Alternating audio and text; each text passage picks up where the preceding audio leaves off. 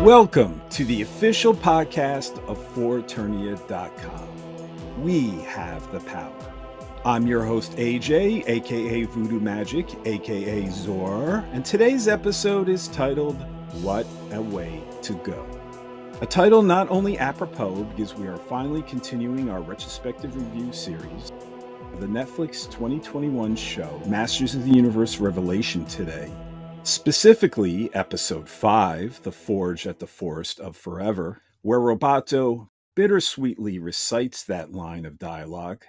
But we are also simultaneously completing the Part 1 retrospective today, closing out the podcast calendar year, all while hitting our small little landmark 10th episode milestone.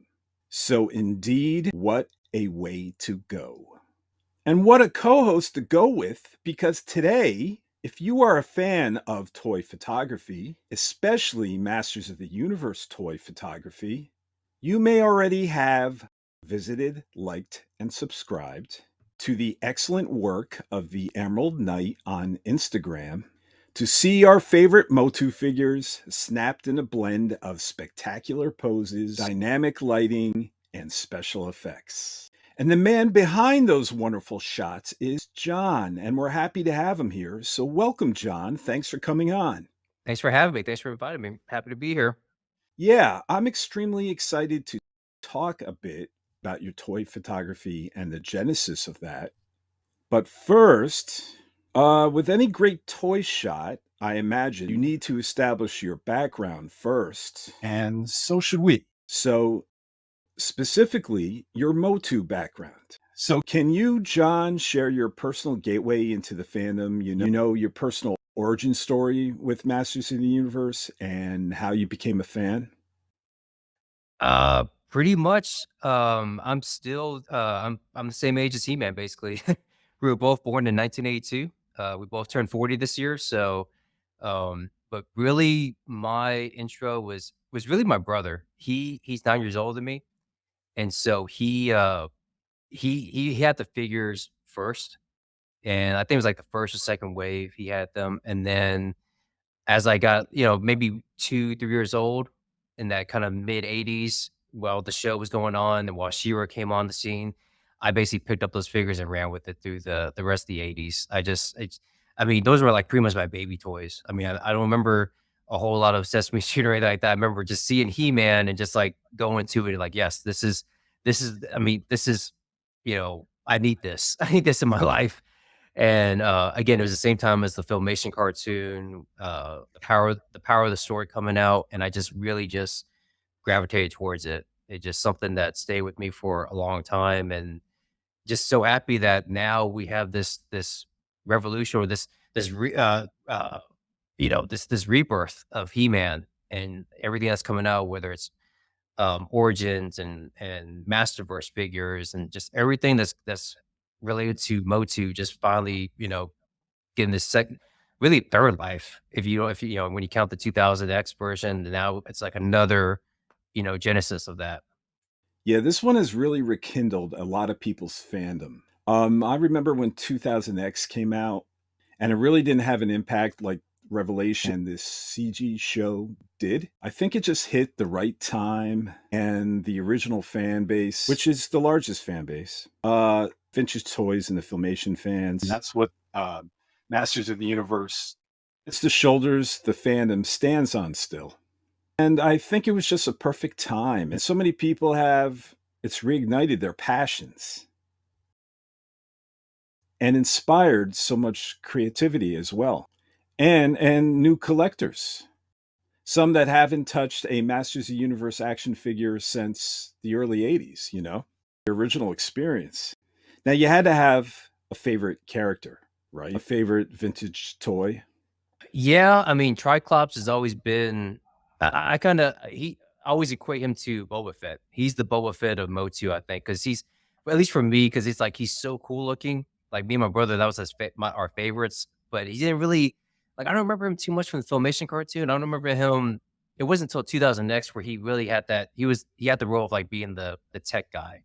Yeah. The being he's like the scientist, or he's the one that does all the tech, or has does all the robots and everything for Skeletor. But yeah, he definitely was always just for some reason just such a cool, a cool character. Um, and then, well, I mean, I was always a huge He-Man fan, but yeah, definitely would probably Triclops and then also Trapjaw, but Trapjaw seemed to be more on the film. He seemed like he was like always in Filmation, like every episode of Filmation seemed like he was like almost like second command or really third behind Beastman and Evil Lyn, but definitely he was always up there. So seeing him a lot, I think that just embedded in my brain like this guy. Yeah, he's a main guy that I need to make sure I always get him in some form or fashion. It's interesting. There's a tech connection between both of them. Yeah. We probably can go in deeper to why you like those two characters. But you're right about Triclops. He didn't appear that much in the Filmation series. He ironically appeared in the first episode that aired. But you're right. Other than maybe just a handful, it was really mostly Beastman, Evil Lyn, and then Trapjaw and Merman. And for some reason, Triclops wasn't as featured as much, which is interesting. So, all right. So now let's just talk about your toy photography. And I'm interested to discuss this with you because I really love toy photography and love looking at it and appreciating the artistry and the technical talent that goes into it. But what's even more interesting than toy photography to me is the person behind it, the toy photographer himself or herself, and the passions behind it. What led you down the path of this hobby? Pretty much, I've only been doing it since February of this year. So just coming up on a year. It was really something that I've always had like a creative kind of like something I've always wanted to kind of be involved in, creative aspects like that, whether it was, some form of multimedia, whether it was film and television production, stuff like that. That's kind of what I was going towards out of like in my early 20s. Like I really wanted to be a director, a film director. I used to shoot short films with, a crew of people and, stuff like that. I was always the lighting person or working the camera or this and that. And then that, life happens and you just, this, life had other plans for me. So I went down a different route, but that always kind of stuck with me, just having those creative type of juices. And then the toy photography, I kind of just like that. I was on Instagram one day where I would see pictures and see, these action figures just in dynamic poses, special effects, the way the lighting's done. I mean, basically telling a story, telling a scene.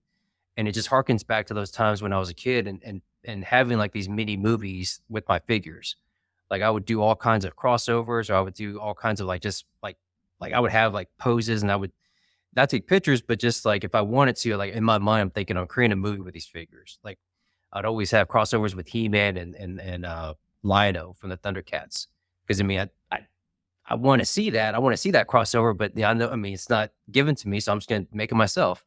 And so that always kind of when I go into my photography, I always want to bring that out, is bring out those kind of creative elements. And I'm also growing up, I was a huge comic book fan too, and take a lot of inspiration from different comic book pages and classic scenes, and trying to recreate that or at least taking inspiration from that in my photos. And so again, it's just getting this flood of just whether it's the cartoons I watch because as you know, I mean, we grew up in the best generation, the best time for growing up as a kid with cartoons.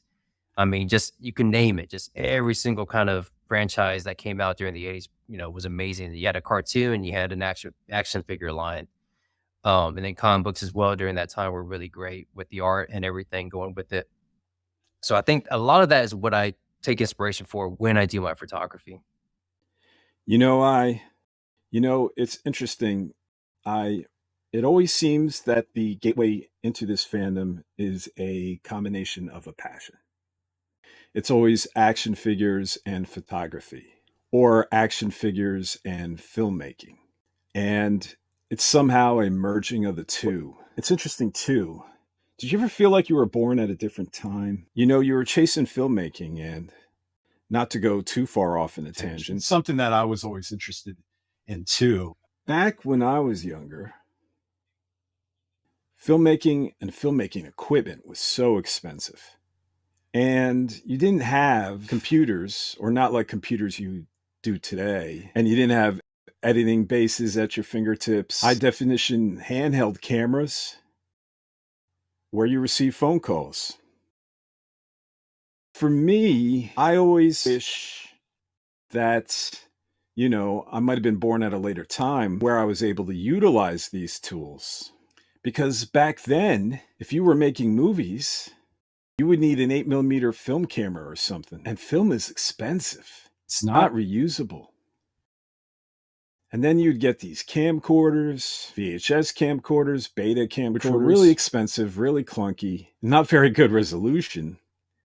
And back to today's age, back then you didn't have a way to share it. Here you could just put something on YouTube that you create and immediately reach basically millions of people. So, did you ever wish that I was just a little younger? Or just born a little later? Oh yeah, definitely. I joke with my wife about that. It's like it's so easy now. I mean, and she's like, "Well, why don't you do it?" I was like, I just, it's like I feel like I'm already past that age. But it's just like, yeah, definitely, I have those same, the same idea. It's just growing. I mean, I would invest a lot in getting cameras and lights and everything, but it was expensive, and you had to basically be like an apprentice, or be like like in the olden days, like be like with learn some sort of craft like that, or being an intern or a production assistant where you basically just, lived off fast food and just didn't really have any money. But you just got the connections, and that's how you kind of just worked your way. Now it's like, yeah, somebody can just take, something with their phone and make a video. And then, like you said, it could just reach millions of people. And just like that, you're a hit. So yeah, I look at now, it's like, oh man, it's like it would have been so much easier back then than just the way we were shooting. And as far as post editing, software was so expensive and just like hard to get, and knowing how to do it, and just how to play with it. Just nowadays, it's like you can just go on YouTube and see how to edit a video and using different applications and stuff. So I definitely feel like, oh yeah, if I knew, if I had the knowledge I have now, if I was just younger, oh man, with the resources now, it's like, yeah, it would just be you know be a lot easier. But yeah, you make it work how you can. And I think that's why I fell into toy photography, because it's funny, because a lot of the stuff I use, like my tripod, a lot of the techniques with lighting, all that stuff, that stuff I had from back in my video filmmaking days. And when I pull out my tripod and stuff like that, they just like, whoa, it's like, that's a heavy duty one. It's like, yeah, I mean, I mean, it's what I used back in the day for filmmaking, but now I'm just, using it for my, actually it's my wife's camera, but yeah, it's my digital camera now to take these photos. So it's just, yeah, you just make it, you make do with what you can. So yeah. Now, if you're talking more the technical side, with the lighting and cameras, so I guess you were not just interested in being a director, but a director of photography, a cinematographer. yeah, I mean, it's kind of like, it was like whatever came first. So it's like, if I had a chance to direct something, because I was also into writing as well, it's just like almost was like that Rob Rodriguez kind of like jack of all trades. It's like, if I'm good at either one of those, maybe one of those will hit. I'll get, maybe a screenplay I write will take off, or someone will hire me for director of photography, or I just go out and just direct my own stuff. So that director, I think his name is Dennis, I might be butchering it, this Villeneuve, but he did Blade Runner 2049. He did Dune recently. He did the Sicario series. He's one that directs, and I think he's involved with the director of photography and cinematography. And boy, is that gorgeous. Oh yeah. I can really tell when it's a Villeneuve film. But I can see that interest leading you to a hobby like this. You said you only started in February, but it doesn't look like you only started in February. I remember looking back and seeing your first image, which was, I think it was a Mortal Kombat image, and there was Sub-Zero, my favorite, by the way. Yep. And Scorpion, and it really looked good, from the lighting to the backgrounds, and I don't know, I was pretty impressed. So I think you started already ahead and out of the gate versus someone really jumping in for the first time. So I guess that filmmaking work helped you start at a later point. Yeah. Yeah. I mean, I appreciate that. I mean, because I look back at some of those early photos, I'm just like, oh my gosh, it's like, that's like I We just all like, do that, man. oh yeah. And that's what's so great about the toy photography community is like I've kind of gotten to know a lot of people through Instagram and stuff like that, and chat with them and different groups and whatnot, and everybody's real supportive, and everybody says the same thing. It's like, oh man, you should have seen my photos when I first started. They looked, I mean, just a harsh light on top, like, just a lamp light that I used for, on my desk, and just like showed it right there and took a picture, and that was it. And it was like, and it was on my phone too. That's the other thing. And then my wife's just like, well, I have a digital camera. You can just use that. And so I was like, okay. And then yeah, gradually I just started kind of just learning about, different learn about dioramas, learning about this and that, and just getting lights where I could, and just taking those same concepts of lighting a studio, like, just like you would, a studio or a set, and just doing it at a smaller scale, 1/12 scale. And just now you have these figures. Now you have like, this He-Man here, just like being able to light them. It's just, for me, it's a lot easier than having to light, live action. So it just, the executive producer of Masters of the Universe Revelation, Ted Biaselli, he does toy photography, and he has an Instagram page. And but just generally speaking, not just his, but yours, and so many good creatives out there, it's cool that a toy photographer can sometimes take shots of their action figures that are so amazingly spectacular and epic. It looks like they came right out of a blockbuster movie. And those are usually thrilling to look at.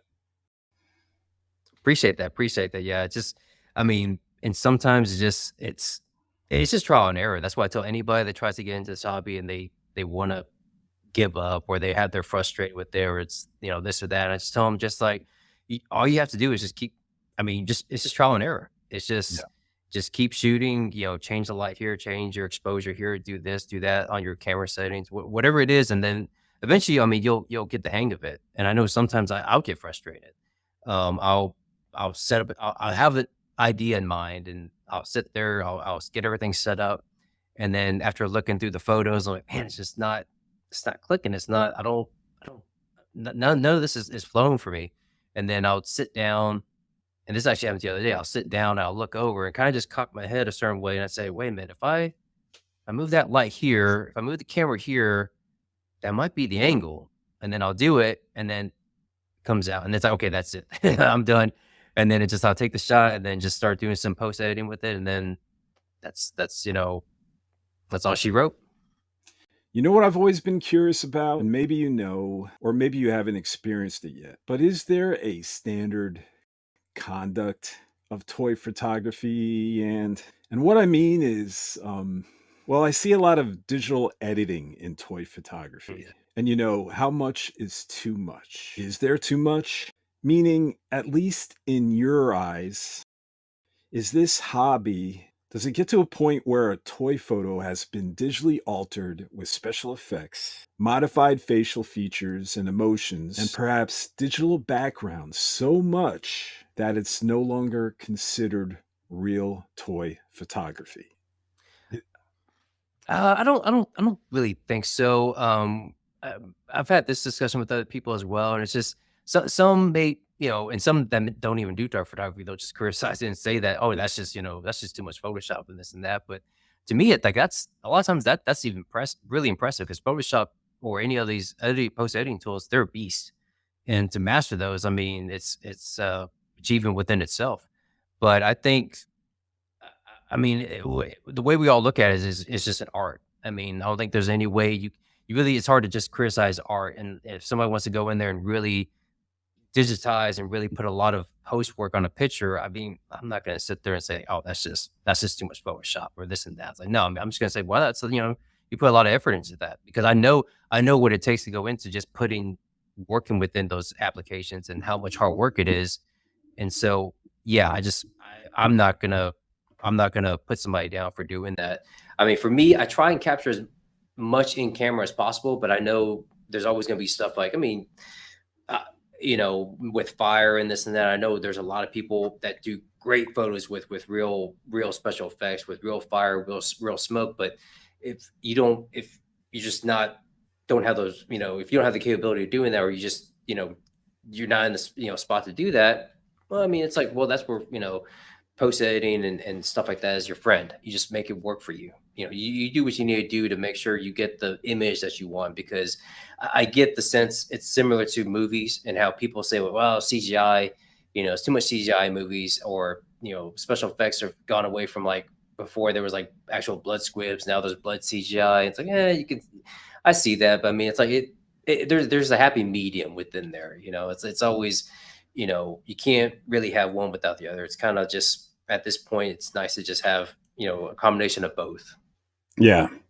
Is digitally articulating an action figure a bad form? Meaning, if someone took an action figure that can't kick that high, but after some digitally cutting and pasting, now it kicks that high? Is any of that frowned upon? No, I've never seen it. I know recently I started making some of my photos. Like, one of the biggest ones I got was like when I can make them smile, and that's just using face apps that are out there available. And no, but I mean, everybody gets a kick out of that, because again, it's just obviously the figure's face is what it is. You can't really, unless you digitally alter it, and that's what's so great about having these tools now. You can do that.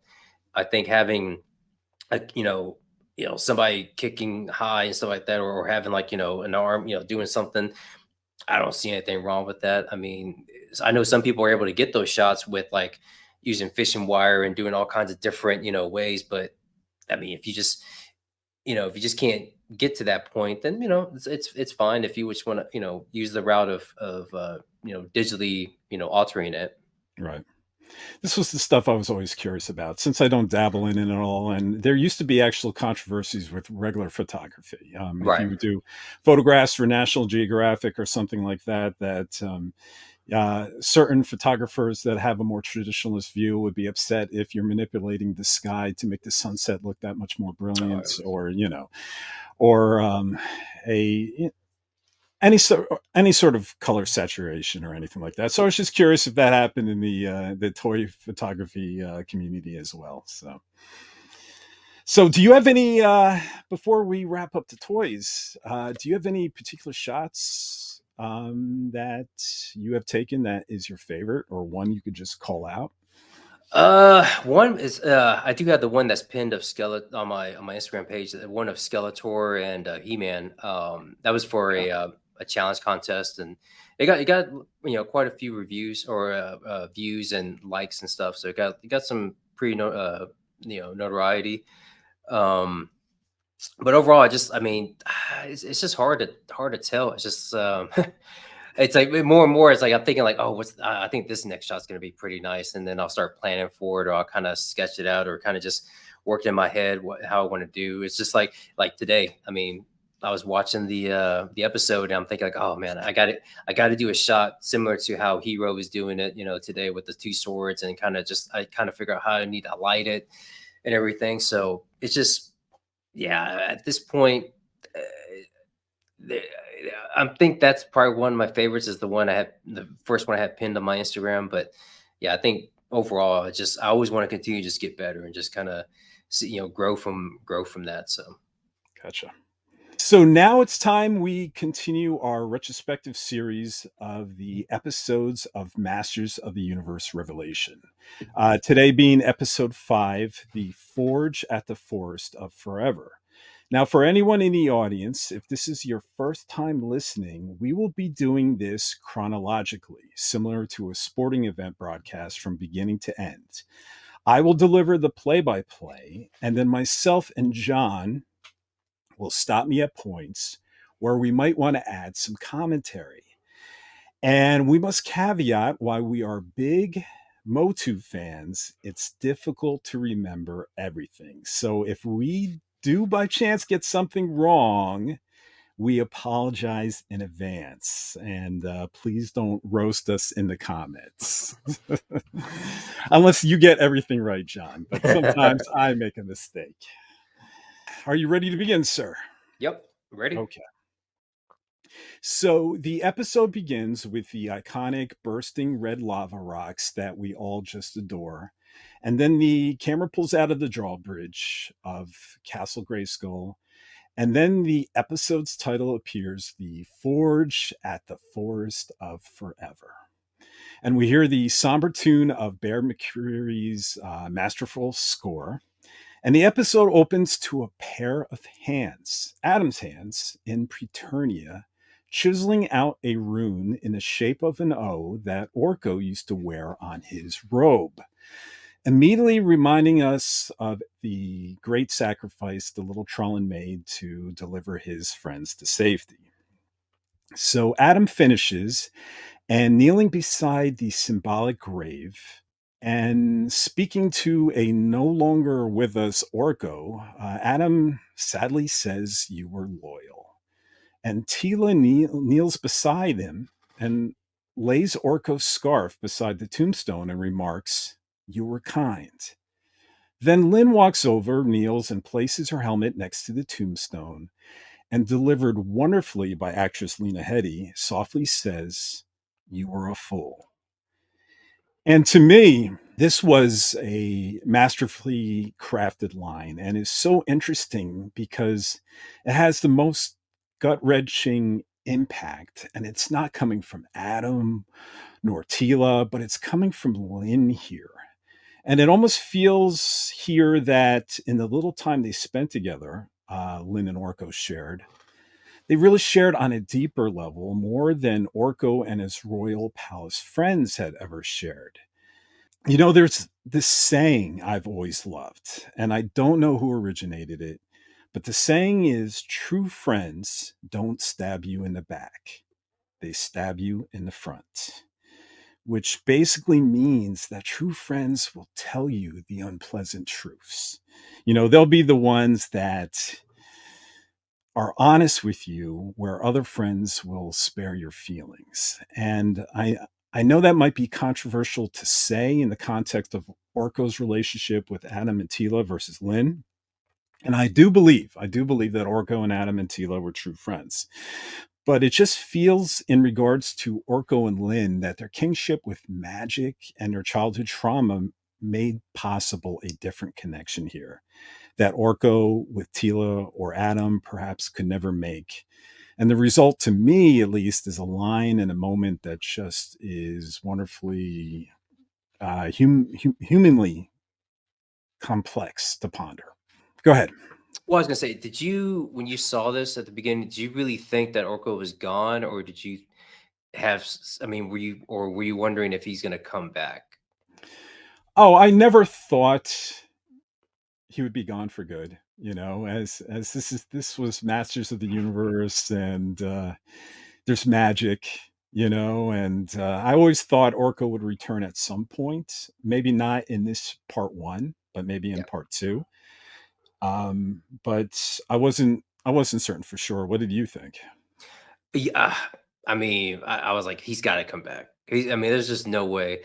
And I know there's controversy around that, but Orko, growing up, he was one of my favorites as well. Maybe probably number two as far as a favorite character, because yeah, he just, you know, him and Cringer were just like, yeah, just I was like, when the show, when they first announced it, when it was first being hyped up, like, and you're seeing the trailers, you're seeing all the promotions and everything. It's like, if something happens to Cringer and Orko, I don't know if I'm gonna like this. That's like, but when with Orko, the way the previous episode had ended, I'm thinking like he's probably gonna come back. And I was reading stuff online about, well, he's probably gonna do like the whole Gandalf thing, come back as Orko the White. So, well, I don't know about that. I'm sure I don't know about that. I'm sure he'll come back, but then eventually, like, oh, But yeah, I was hoping, I had a feeling he was gonna come back, but then I was like, oh, but maybe they'll get rid of Cringer. And so I was on the edge of my seat throughout the rest of the show. But yeah, I kind of had a feeling, yeah, Orko is gonna come back in some form or fashion, later on, in the series. Yeah, in the previous episode, Orko definitely had that Gandalf "fly, you fools" Yeah. moment, after defeating the Balrog. And yeah, I always had that feeling that he would come back, but it never lessened the impact of losing him. Oh no. I would equate it to Avengers: The Infinity War, where after, I'm sure you've seen that movie, Oh, right? Where after Thanos does his snap, half of the heroes die.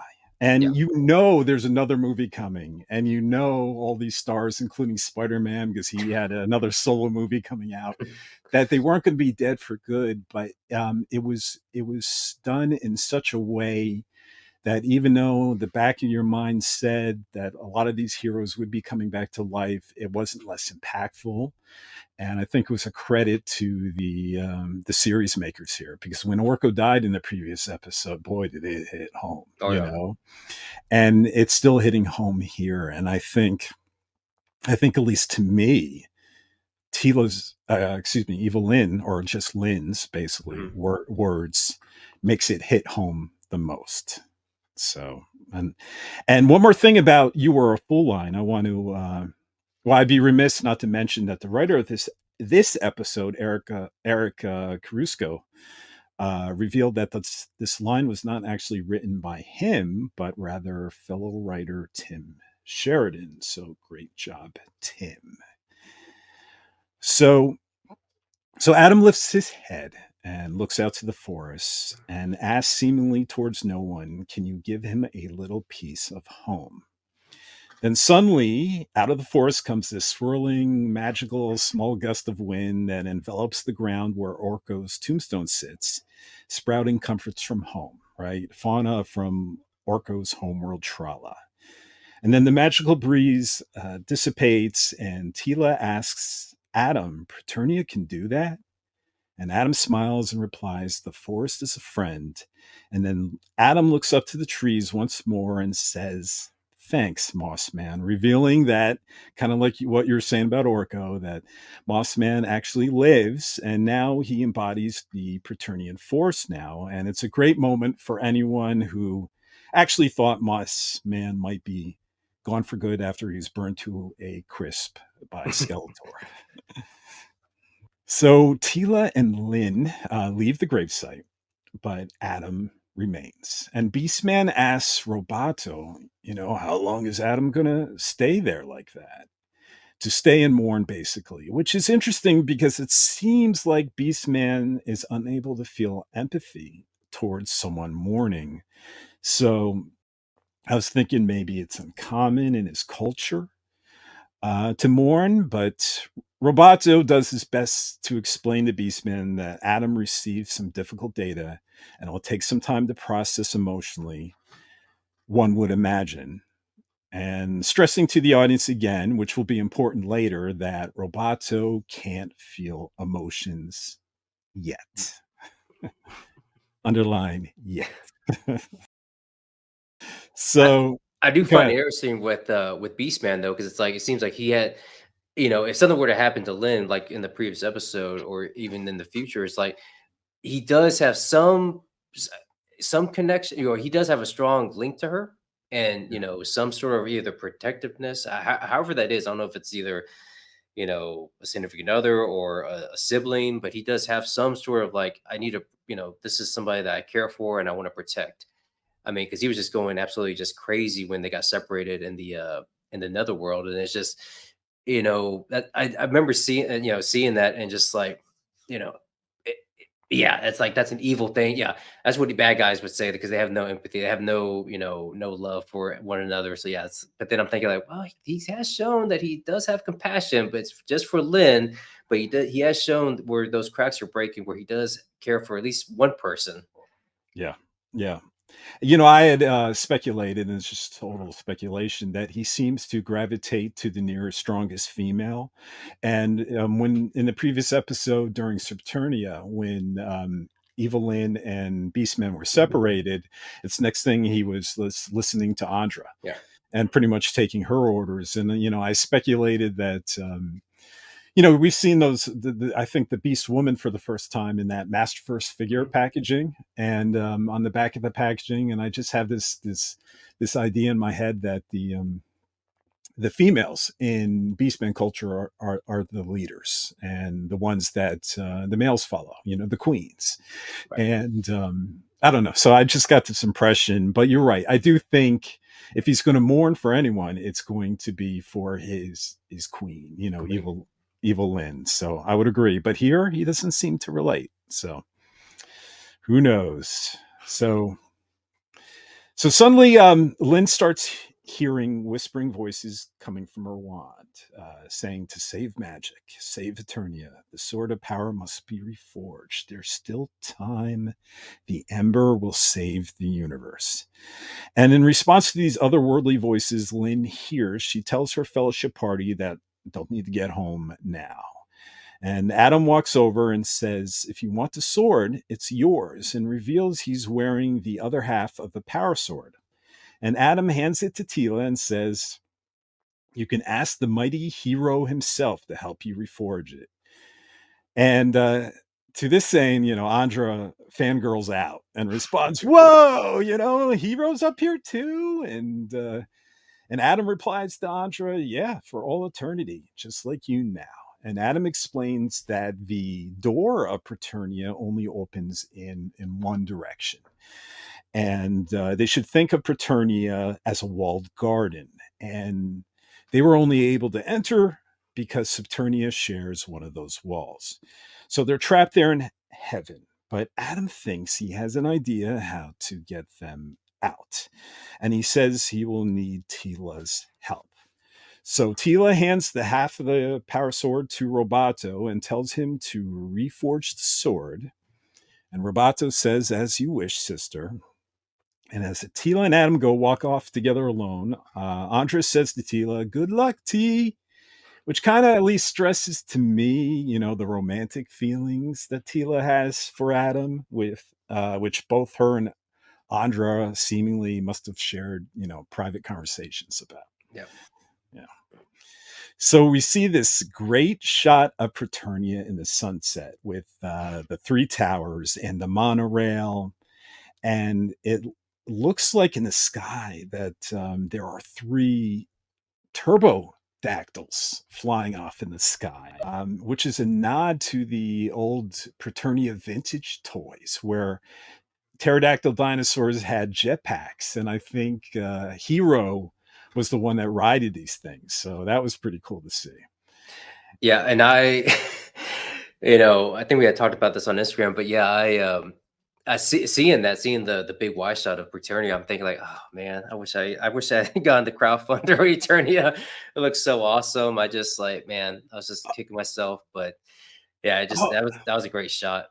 Oh, I remember you were on the fence about that. So you definitely didn't pull the trigger then. No, I just space being an issue, but yeah, just because if I had kids, and yeah, it would be I could use that as more justification, but it just I can't, I couldn't really justify it. But now I know, yeah, it's just like I wish I had. Yeah, actually, I guess why not? A little behind the scenes, guys. The way John and I guess really met. Well, before we actually even started talking, I think John followed my Instagram page, and then I saw his page. I'm like, ooh, these are cool.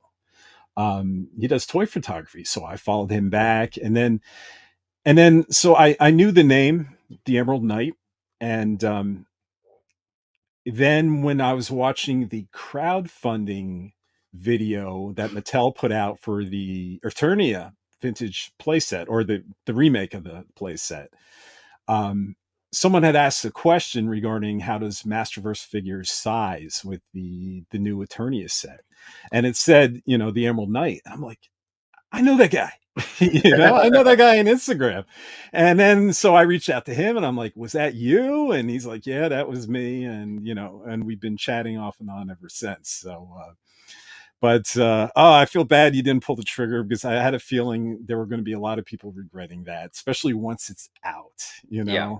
Once you start seeing pictures, and then people doing, toy photography with it, and I try to say, well, if it's within scale, I can do photography, but it's just like that thing is massive. I've seen a lot of scale, like pictures and stuff like that, and just that thing is like, I think it's like 3 feet tall and like 4 feet wide or something. It's just like, it's pretty massive, and and at the same time, the Mondo Battle Cat had dropped as well. The 112, the 1/6 scale Battle Cat. That thing's huge. But I had already pre-ordered the deluxe He-Man. It's like, well, I know exactly where I'm going to put those two. So it's like, if I had to choose one, it's like, I'm going to take the Battle Cat. It's just, seeing seeing those two and taking the photos, because I do follow the photographer who took those photos for Mondo, and he does amazing. Yeah. He does an amazing job. And it's like I really wanted. That's like inspiration. Like once I get those, I want to do something slim. Just it's like you can take photography with 1/6 scale, and I want to try that. Kind of branch more into that. And both the Battle Cat and the He-Man just look amazing. So that's something. If I had to choose one or the other, it's like, well, I chose Mondo, but that was if Mondo hadn't debuted, that I probably would have gotten the Eternia, but you had to choose one or the other. You can't have both. So Yeah, it was rough. There was a lot of expensive things that came yeah. out all at the same time, and I was looking at the size of Eternia 2 and wondering if that was a practical purchase, and it was 4 feet wide and 3 foot high, but it sold me. Once I learned it was scalable with Masterverse figures, it sold me because it was only 2 feet deep, which isn't a deep table, and it could be like a little bar table. And then you could also remove the towers. So you could separate the towers in the monorail system, and you could put one here, one there, and one there. And so that's really what sold me on it. Unlike you, we flip-flopped. I passed on the Battle Cat because I invested in Eternia. But I will not be passing on the Mondo Panther. Yeah, because over here I got the Revelation Skeletor, and I'm like, he looks so nice with that, Oh yeah, So, that's gonna look awesome. But yeah, I mean, to wrap up on Preternia and Eternia, that's something that was a holy grail, if you will. I mean, I remember as a kid getting like 2 of the towers at a garage sale or a flea market or something like that. And this was like around 80, 89, 90, whatever. But I mean, they were just, junk, in a junk heap. I think it was the Grayskull Tower, and then the snake tower. Didn't get the lion, the middle one, but I just had those two, and I would just take the Grayskull Tower and kind of just pair it with my Castle Grayskull. But yeah, I remember seeing that commercial, in '86 when it debuted. And I remember just like, wow, this is amazing. And I mean, it's just the way it's lit, and kind of going back to the photography background, seeing how these commercials were made, and these miniature dioramas, and the smoke and the lighting, and just made this this little playset. I mean, this little toy just looked like epic and just immersive. And I begged my parents to get, can I have a cat for Christmas? And like, no, you can't have that. So I never got that. I never got Snake Mountain. My brother had Castle Grayskull, and that just passed down to me. But I did have the Fright Zone and the Slime Pit. So hopefully we'll see some more of those and maybe some version of those in the series later on. So. And just a note about the Eternia playset in regards to this retrospective, and I think we mentioned in the last retrospective, but this is the first time Preternia, otherwise known as this Eternia playset, was ever realized in a animated Motu series. So it's finally, in this episode, was so cool to see it here as Eternia's version of heaven, of Valhalla. So... And we actually have it for anyone watching this podcast on YouTube. You could barely see it, but you could see the central tower right between us. So and apparently Preternia will be returning. So Rob David gave us a little spoiler alert during that crowdfunding campaign that Masters of the Universe Revelation is not the last time we've seen Preternia and the Three Towers. So, which is going to make John even feel more terrible that he didn't buy that set. So, all right. So continue. So Adam and Tila are walking down the path, and no one is talking. And there's this uncomfortable silence between them. And Adam finally breaks the silence and stops and asks Tila, "We going to talk about it?" And Tila pretends ignorance and replies, "Talk about what?" And Adam asks, why did Tila and her companions come to Preternia, and why does she need the sword? And Tila finds it an opportune moment to give Adam a reflective jab and says, "You're not going to begrudge me of a secret, are you, He-Man?" And as an audience, we can feel that Tila is finally going to be able to vent some of the frustration that has been pent up inside. And Adam says to Tila, "Look, I didn't want you to find out that way. But Tila rightly counters, "You didn't want me to find out at all." And it's a good point. And Tila decides just to shut down the conversation and tells Adam to reveal his plan. And Adam points to Grayskull Tower and says if there's a way to Eternia, it will be there. And Tila inquires, why are they hiking away from the tower if the answer lies within?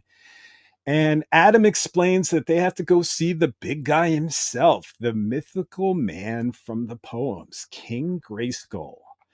And it'll be easy to find him today because today, Adam explains, is the Wild Hunt. And I found this cool because just like in ancient mythology, where souls of the dead would hunt like mythological creatures according to folklore, European folklore, that this also occurs in Preternia. So I rather thought it was pretty cool. Yeah, And it was pretty awesome. And when the actual I guess Panther or pre Eternia Panther came out, for some reason I thought that was Panther. I was like, oh, is that their version of Panther? Like, okay, that's there's an official name for it. It's called a saber-tooth Lynx. Yeah, and I guess like Lynx is a cat name. Yeah. I'm not. Yeah, so. But yeah, you're right. It was large and purple, but it had these sharp saber-tooth fangs and a much more scruffier mane, and I think a wad of fur on its back tail. But it was definitely really cool looking. So, Oh yeah. and that's where Tila and Adam's first encounter with this wild hunt. You know, they have to duck, and it jumps over those two, and then it's pursued by a crowd on various modes of transportation. And to catch up with the pack, Adam pulls out two small discs that expand to two floating discs that both Adam and Tila can ride. And the crafty writer of this episode, Eric Carusco, has Adam say, "Remember these," which is just not just an indicator that both Adam and Tila had experience riding these discs before, but it's also a meta-like nod to the audience, asking us if we remember those crazy flying discs that He-Man and the others rode in that 1987 live-action film, Masters of the Universe. Yeah, that well, actually, it's both 1987 He-Man and then also the 2000 X, which was actually, I guess it would just be a homage to 87. Yeah, that hit at the heartstrings. It's like, yo, yeah, you got to bring those discs back, because as bad as the effects were in the film, I mean, it's like I love that movie. Like I watch it at least. Yeah. I watch it at least maybe definitely once a year, usually during the summertime, but definitely at least a couple of times throughout the year. It's like it's not the greatest, but it has its moments. I mean, there is a good film somewhere within there. It needs a little bit of polish. It needs a little this and that. But there is a good film to be had in there. I mean, Frank Langella as Skeletor was amazing. I mean, Yeah. he acted. I mean, he was just amazing in that film. But seeing the discs come out, it just like, yeah, I know exactly where they're going with this, and nice little wink, and even though it's tongue in cheek, if you will, but it's just, yeah, it was great to see the flying disc make a return. Yeah, and it just makes you smile, and I was reading about it, I think, in the art book, and they were aware that the 2000 X series did it, but that also was a nod to the 1987 film. So this was really just nodding that film, and they have a few nods to the film in this entire series.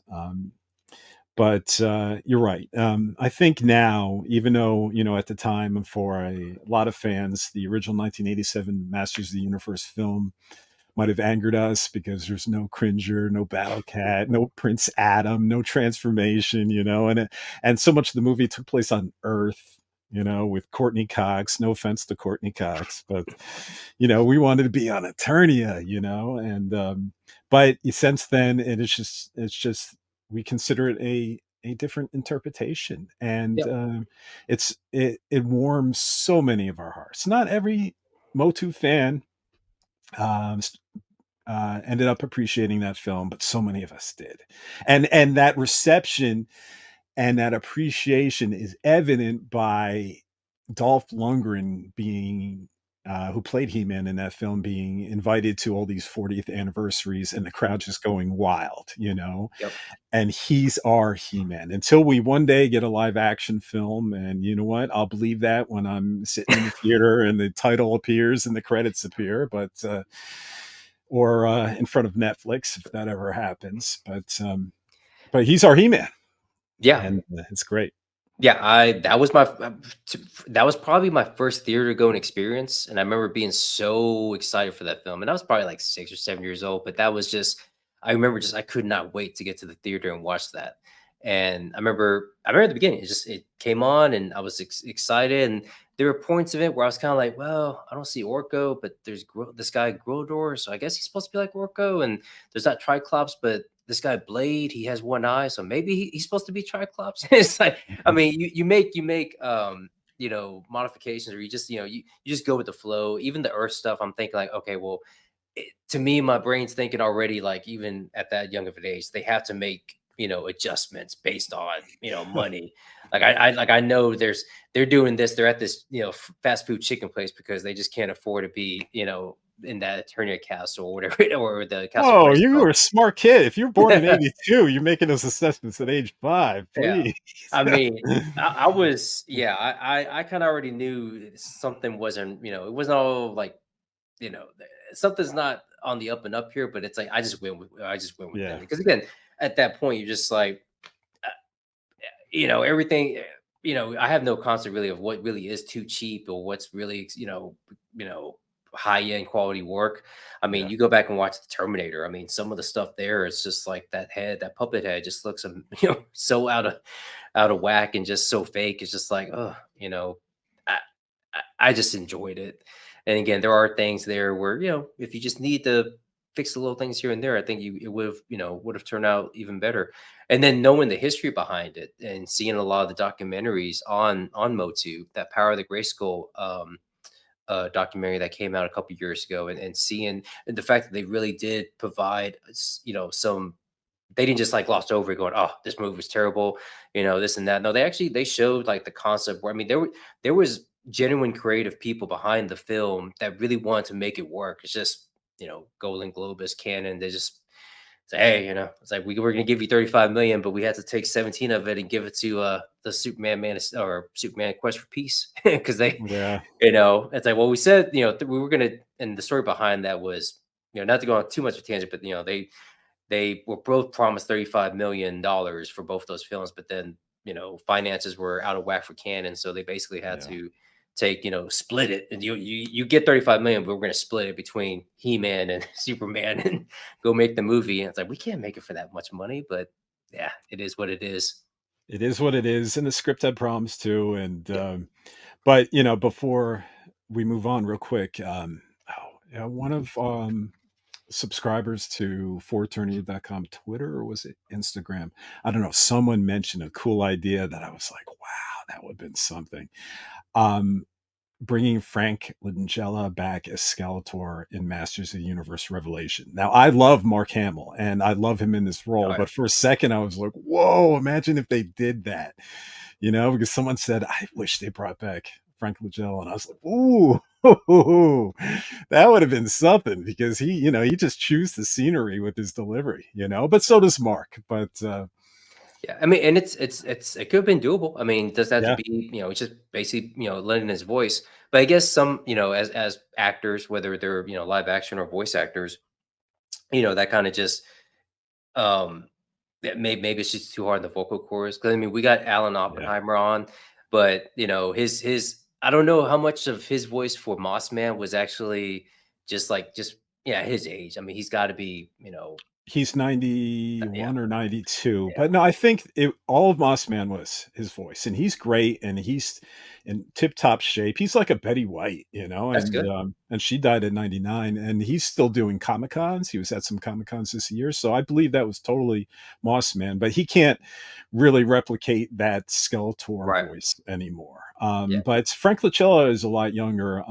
Well, wouldn't it be great if they brought him back as Hordak for Masters of the Universe Revolution. See, That would be something. that'd be awesome. But I'm starting to think, just from San Diego, I'm thinking maybe that's gonna be Shatner. I was thinking, my bet is Granomir, that William Shatner is going to Oh, come back. Yeah, because Kevin Smith kind of said, kind of almost promised us we're going to get Granomir in the follow-up season. He had said that in an interview where it was Granomir and I think it was Mechaneck that he really wanted to put okay. in Revelation, but had no room for them. But he was like, kind of almost guaranteeing that they'll definitely be there in a follow-up. So if I can imagine this wise but fierce dragon, I just imagine that's William Shatner. Now you might be right; he might be Hordak, but well, I guess we'll find out. So Yep. before we We'll go see. too far off on a tangent, we'll see. So we cut to the main tower now, and Andra, Roboto, and Beastman and Lynn watch as Hero examines the two halves of the power sword. And Bear McCreary's score feels very regal and royal, like medieval music you'd hear in the background of a great banquet. Is the best way I could describe it. So Andra fangirls out some more, asking her companions, do you know who this guy is? Heroes, an Eternian legend. He fought the Horde invaders and defended the free people right beside King Grayskull.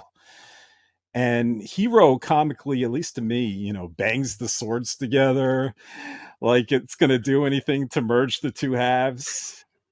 But Hero says, his beliefs are challenged as well. And he's witnessed many things that defied explanation when he was a breathing man, but the conduit, i.e. power sword, cleaved in twain, he finds inconceivable. So Hero explains that the power sword was forged by Trollan mage smiths thousands of years ago, a story that was a little more fleshed out in that great Revelation prequel comics, including the reveal in this continuity of King Grayskull being Hero's father, as well as the death of Hero's brother Dare was in that comic. But none of that was mentioned in this series. So Roboto tells Hero that he can fire the blades back together, that his heart is a quark collider. Now, for anyone not a physics scholar, including me, I'm going to attempt to do my best here, but quarks are particles that make up matter, everything around us. Our Motu collections, behind us, they're made of protons and neutrons. And protons and neutrons consist of quarks. And a collider accelerates them fast, very fast, and can make them smash with other particles, resulting in all kinds of effects and outcomes. So Hero compliments Roboto, saying that his ability is very clever, but asks what could contain it. The forge of Grayskull Tower certainly can't. And then Andra comes up with the brilliant idea to use the central tower as the forge, with walls made of Eternium, the most powerful substance known to Eternia, and just turn this whole thing into a forge. And I just love that idea and find it clever writing to end up using, Preternia's central tower this way. Yeah, that was a pretty neat idea, and just the whole that whole scene in general. Seeing Hero finally. Were you already kind of hip to him, or when did you, I guess, become kind of knowing of Hero?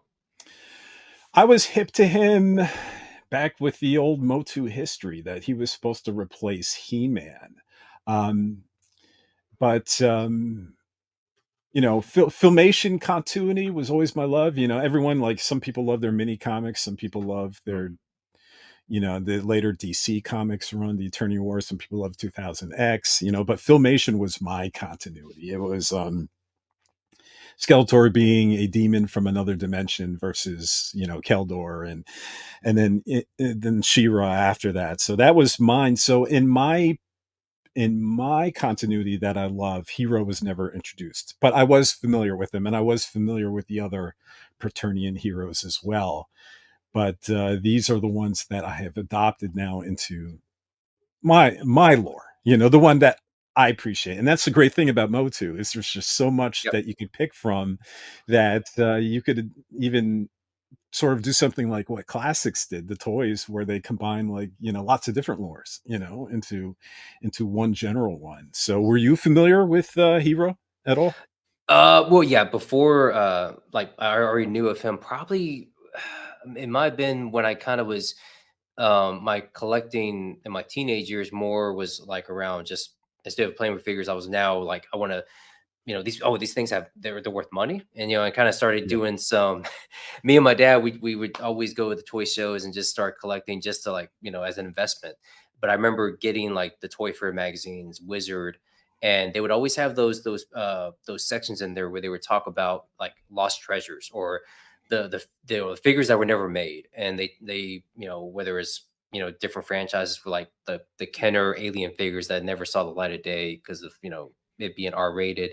But then also, you know, I saw where they were supposed to be like this, the Powers of Grayskull line, and this was going to be, you know, it's like in between like the end, like the '87 movie, and then the New Adventures. This was going to be like this next wave, but it never took off. But seeing this gold armored, you know, hero, and I remember just thinking like, wow, I was like, why didn't they come up with that? I definitely would have bought that.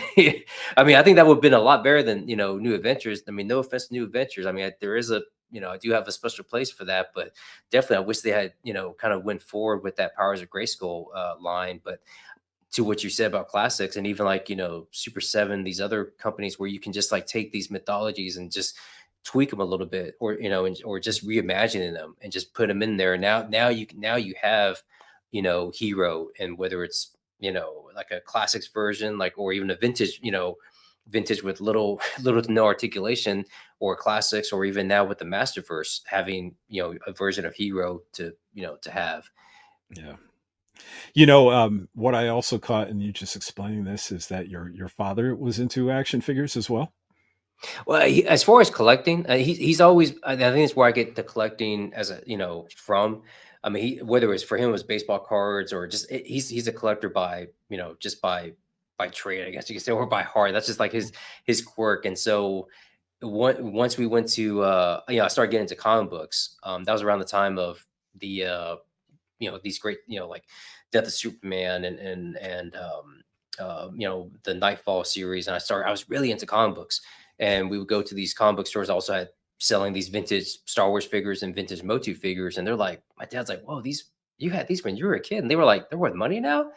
Okay, Yeah. well, maybe there's something here. And then, you know, we started with vintage, and then, you know, we get whatever was going on at the time. And and I think secretly he just like, he really loved like starting lineup, the Kenner starting lineup action figures, the baseball and football, basketball, and he had a Yeah. ton of those. And Hot Wheels, I mean, he just, you know, he just bought, he used to buy, he has like boxes and boxes of like just Hot Wheels from the 90s all the way to the 2000s. And then yeah, it's just something we just did together. We'd go to the toy shows, and, you know, Oh, that's awesome. I'd see him wheel and deal, you know, and we'd have like the different books available to kind of see the value of the figures. Like, oh, that's not, you know, it's not worth that much, or what are you trying to do here? And so yeah, that's a good memory I have of, you know, of me and my dad just, you know, doing that. And he gets a kick now just seeing, you know, me back into action figure collecting, because I kind of, you know, I fell out of it, you know, for a couple years. And then now it's just like I now with the figures, the way they're made, they look amazing. It's like it says ages 4 or ages 6 and up, but it's like, come on now. It's like you got interchangeable hands, interchangeable heads. I mean, this is really, you try. I mean, it's sneaky, but they're really doing. You know, they're trying to get the you know, 40 plus or 30 plus year olds. And then if they have kids, they're trying to get their kids as well. It's like, well, we're gonna have the dad buy one, the dad or mom buy one, and then they're gonna buy one for the kids. So that's two when they go to Yeah. the store. But yeah, I think it's just real awesome, you know, getting back into it, seeing the craftsmanship and the way they look, and he really gets a kick out of it. It's like, man, it's like they didn't look like that back when, you know, when you were growing up. I mean, they were kind of just cheap and everything. They had these squishy heads and everything. Now it's just like, now they're just full on, just like they look like, you know, they jumped off the Yeah. TV. Yeah. Yeah. My father, rest his soul, he couldn't be bothered with that kind of stuff. Mm. So he would no way go to a convention or look at figures or do anything other than and dismiss them. So Mm. that was cool that you had that relationship with your father. That's pretty cool. Yep. So we cut back to Tila and Adam on those flying discs, chasing the pack of Praetorian hunters as they catch up with two of them. One being Vicor riding a sky sled, a character first thought to be based on the early concept art by Mark Taylor for He-Man, but I think later they learned it might just be concept art for Mattel's canceled Conan the Barbarian line, which makes a lot more sense. But I digress. And the other is Kudak Ungol, riding what appears to be this wild combination of a dinosaur and perhaps an ostrich. And, it's unnamed, only referred to as Kudak's mount in the Powerhouse animation model sheet, but it's very cool looking to me. Okay, I was gonna ask you if you knew what that was. 'Cause I was like, I'll ask him on the show, see if if he knows what that is. Because I was like, I don't remember any reference to that. No, and unlike Vicor, we met Kudak in his continuity before, but not with the dinosaur. She was the previous sorceress that came before the current sorceress, which is Tila's mother. And Kudak was featured in the He-Man and the Masters of the Universe Filmation Season 2 episode called Origin of the Sorceress. And she was very old in that episode. And when she passed the mantle to the sorceress mantle to Tila's mother, she could speak English at the time.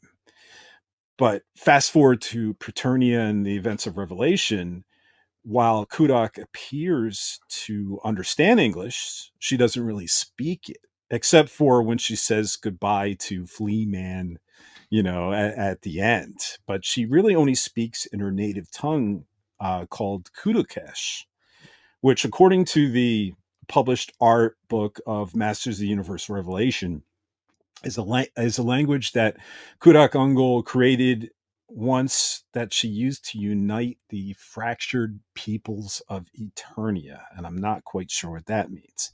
It didn't elaborate. But so does Kudak no longer speak English by choice here? Has she taken some sort of vow, like an evangelic oath in the afterlife? I don't know. They all pick the best version of themselves to be on Preternia, and she's much younger, a much idealized version, and perhaps that was just her common language at that stage of her life, in that era of her life. It's left ambiguous, but for me at least, I don't know. This kind of stuff is interesting to think about. So Yeah, man. I do remember from Filmation, but I just didn't know more of the backstory. And then to your point, when when she was kind of just speaking her native tongue, I was kind of like, oh, okay, that's that's how they're doing that. Again, just however concepts they want to do, or if they want to cherry pick certain things, it's like I'll go with it. It's fine. And to me, seeing Vicor and just knowing I had seen those documentaries before and seeing all the the Mark Taylor inspirations, and also just originally the idea of He-Man, and always thinking, and I don't even know where I learned this from. I think just from seeing the figure and seeing Conan around the same time, which I should have. I mean, it was probably like 3 or 4 years old, but seeing Conan the Barbarian, the first one, and just putting 2 and 2 together, going, "Oh, is this supposed? I bet you this was supposed to be a Conan figure," but then they just made it into He-Man. It was just always just like this urban legend, and then seeing the documentaries or reading books based on it, and just kind of like, okay, well, it was supposed to be, or they really wanted to kind of Mattel really wanted to get ahead of the Star Wars thing, because they basically let it go or didn't sign up for it. And then it's like, well, yeah, we'll do Conan. And it's like, oh, wait a minute, we can't do this. It's like, it's bloody, gory. There's nudity. It's like, yeah, we can't make action figures out of this. And then they kind of just went to work and kind of just like, well, just make something, just do something. And the creative guys, the great team of the people at Mattel just went in there and just put some stuff together.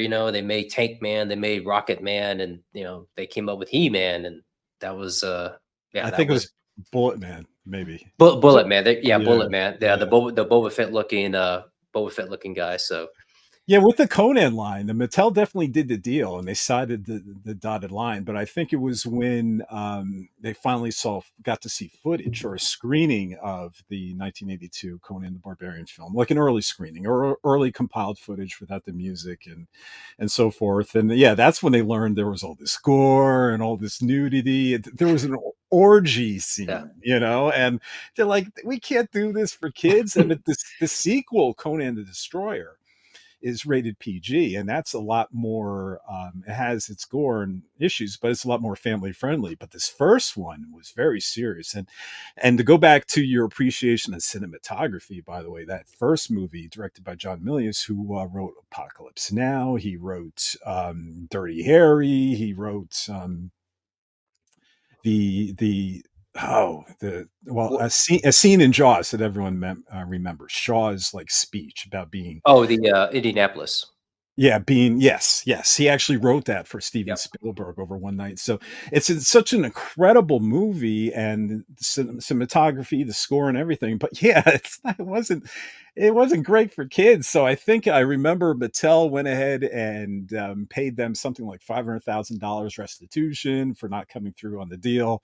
And then next thing you know, here comes this blonde He-Man like character pop up that has nothing to do with Conan. And I think Conan Properties, they sued them over that, like, you're ripping us off. And I think Mattel won. I think it was different enough with the space field goals and the mixture of sword and sorcery and sci-fi. But you're right, it is a very interesting story, and Vicor is in the middle of that, and I think everyone had believed at the time that Vicor was originally concept art for He-Man, but it might have been Battle Ram Blog. I'm not sure. Someone had talked to someone, and eventually someone confirmed, no, Vicor, this wasn't concept art for He-Man, but this was concept art for Conan. And I'm like, that makes sense, because it freaking looks like Conan. So, so there you go. And it's interesting you mentioned Conan the Destroyer, the second one, and to me, before the actual Motu, for the Motu film in '87, that was actually even though I knew it was Conan the Destroyer, I'm thinking like, well, if they made a He-Man movie, that's it right there. That's like I just thought, because again, it was PG, and it had the sword and sorcery. We didn't really have the technology stuff, but you had the big battle at the end with this creature. I just always envisioned like that's just going to be a He-Man movie, and I always imagined Schwarzenegger as He-Man battling the what was the mirror monster? The scene with all the mirrors and scared the wizard. Yeah, the wizard, and he turns into that monster and just scared the crap out of me, and just like, but always, and that's one thing I do. Just a little more inside my photography, I will play the score for both those films when I'm doing something for He-Man. I just think, and to tie it back with the score for Revelation, I think Bear really took a lot of some of those cues from that. Especially the very beginning, the main theme, it just really harkens back to Basil Palladouris, the composer for the first He-Man film, and really just, I think, nailed it. I think you really want to have those the horns and the drums, and I think that to me, that's a He-Man score. That's sort of like real bombastic, loud, and just barbarian type of music. I think Bear and Kevin Smith were both fans of Basil's score, and I think Kevin even brought it up. He's like, I want something like that, something operatic. And I believe I remember watching a video, and he actually brought up, Conan as a influence, and it works so well. It works so well for that film, and it works so well here, and even going back to the first commercials for the toy line, even though that was like, I was way too young to see those. Mine came out, mine were like the I have the power, that those commercials. But during the early ones, you have the and like the pounding of the drums. I think that's, I think maybe took some inspiration for that, or just like you always got to have those drums with He-Man. I think it's just like synonymous, and seeing the commercials on YouTube, whatever, and then seeing the Revelation show, I was like, oh, it's like they're taking from Conan, they're taking from the commercials. I mean, they're just pulling from everywhere. It's like it's great. They're just like they're using all these different kinds of inspirations to put this together. Yeah, I agree. It's fantastic, and it's fantastic actually through this hunt too. So we see Viker and Kudak, and they friendly but aggressively knock back Adam and Teela's side. And Adam tells Teela the hunt is competitive and it's a contest. And Adam says King Grayskull will be in the front of the pack. And so we, the audience, are thrown in this thrill of the hunt. And like you were saying, the score is brilliant here. And it's brilliant in this chase. It's an exciting track that sounds like it's driven by horns and tribal chants. You hear that in the chase, and then a whistling wind instrument. And it's just so thrilling here. And it elevates the visuals that are already exciting on their own merits. Yeah, and I mean, the show in itself just looks amazing, the animation, and I think that's where some people were complaining as far as like going back, to the first episode and wishing these characters look like they do in their classic forms, just for a little bit more than just one episode. But for me, I just like I was gonna appreciate it no matter what. I think just to have Motu and this version, any version really, but to kind of keep it in this timeline of filmation, regardless of the characters, they go through changes. I think it's like, was it 5 years or a couple years after the event with the Power Sword? Yeah, several years, yeah. And so for me, it was just that never bothered me. The fact that it's just like a little quick little snippet of the characters as we normally would know them from, whether it's filmation or just from the toy line, and now they're in these different looks basically. Yeah. That never bothered, but it just seeing the way the animation style is, and it kind of parts of it does resemble some of the 2000X Mike Young show a little bit. It seems like they took a little bit of inspiration, especially during this hunt scene. Had a little bit of that anime feel that the 2000X kind of delivered back in the day. Yeah. And it's really I think they really pulled from a lot of sources. This was a continuation of the Filmation series, and Ted Biaselli has indicated that all the episodes in the Filmation series counts, less a few creative liberties they took, and he detailed a few of those. But other than that, they pulled from other lore, to fill in gaps. Like King Grayskull wasn't in this particular continuity, so they put in their version of King Grayskull. And even though Subternia meant something else, say in the 2000X series, it never existed in the Filmation series. So Subternia became the hell of this particular continuity. So they pulled and modified where they felt they could improve. And no, I thought they did a spectacular job. So it was either pulling from a lot of sources and or giving nods to a lot of sources and continuities, not just the 1987 film. So the music was great, and Adam on his flying disc gains on Kudak, and so she has her mount bite Adam's disc and chuck them both in the air. But it's Teela to the rescue. She swoops in, bouncing her flying disc on Vikor's sky sled, sending him spinning, and grabs Adam's hand, spinning him around and directing Adam's flying disc jets at Kudak and her mount, and she feels the heat, and she backs off. And Adam and Teela then fist bump and start moving up the pack. And they pass 3 more heroes on sky sleds. I don't believe they have names or have been fleshed out. In the art book, they're just referred to as Preternian heroes, and I didn't recognize them, so just more undescript Eternian heroes, I guess, awarded with Preternian afterlife for time served. That's just the way I take them. And And then next, Tila and Adam ride up on Wundar, riding his dinosaur mount.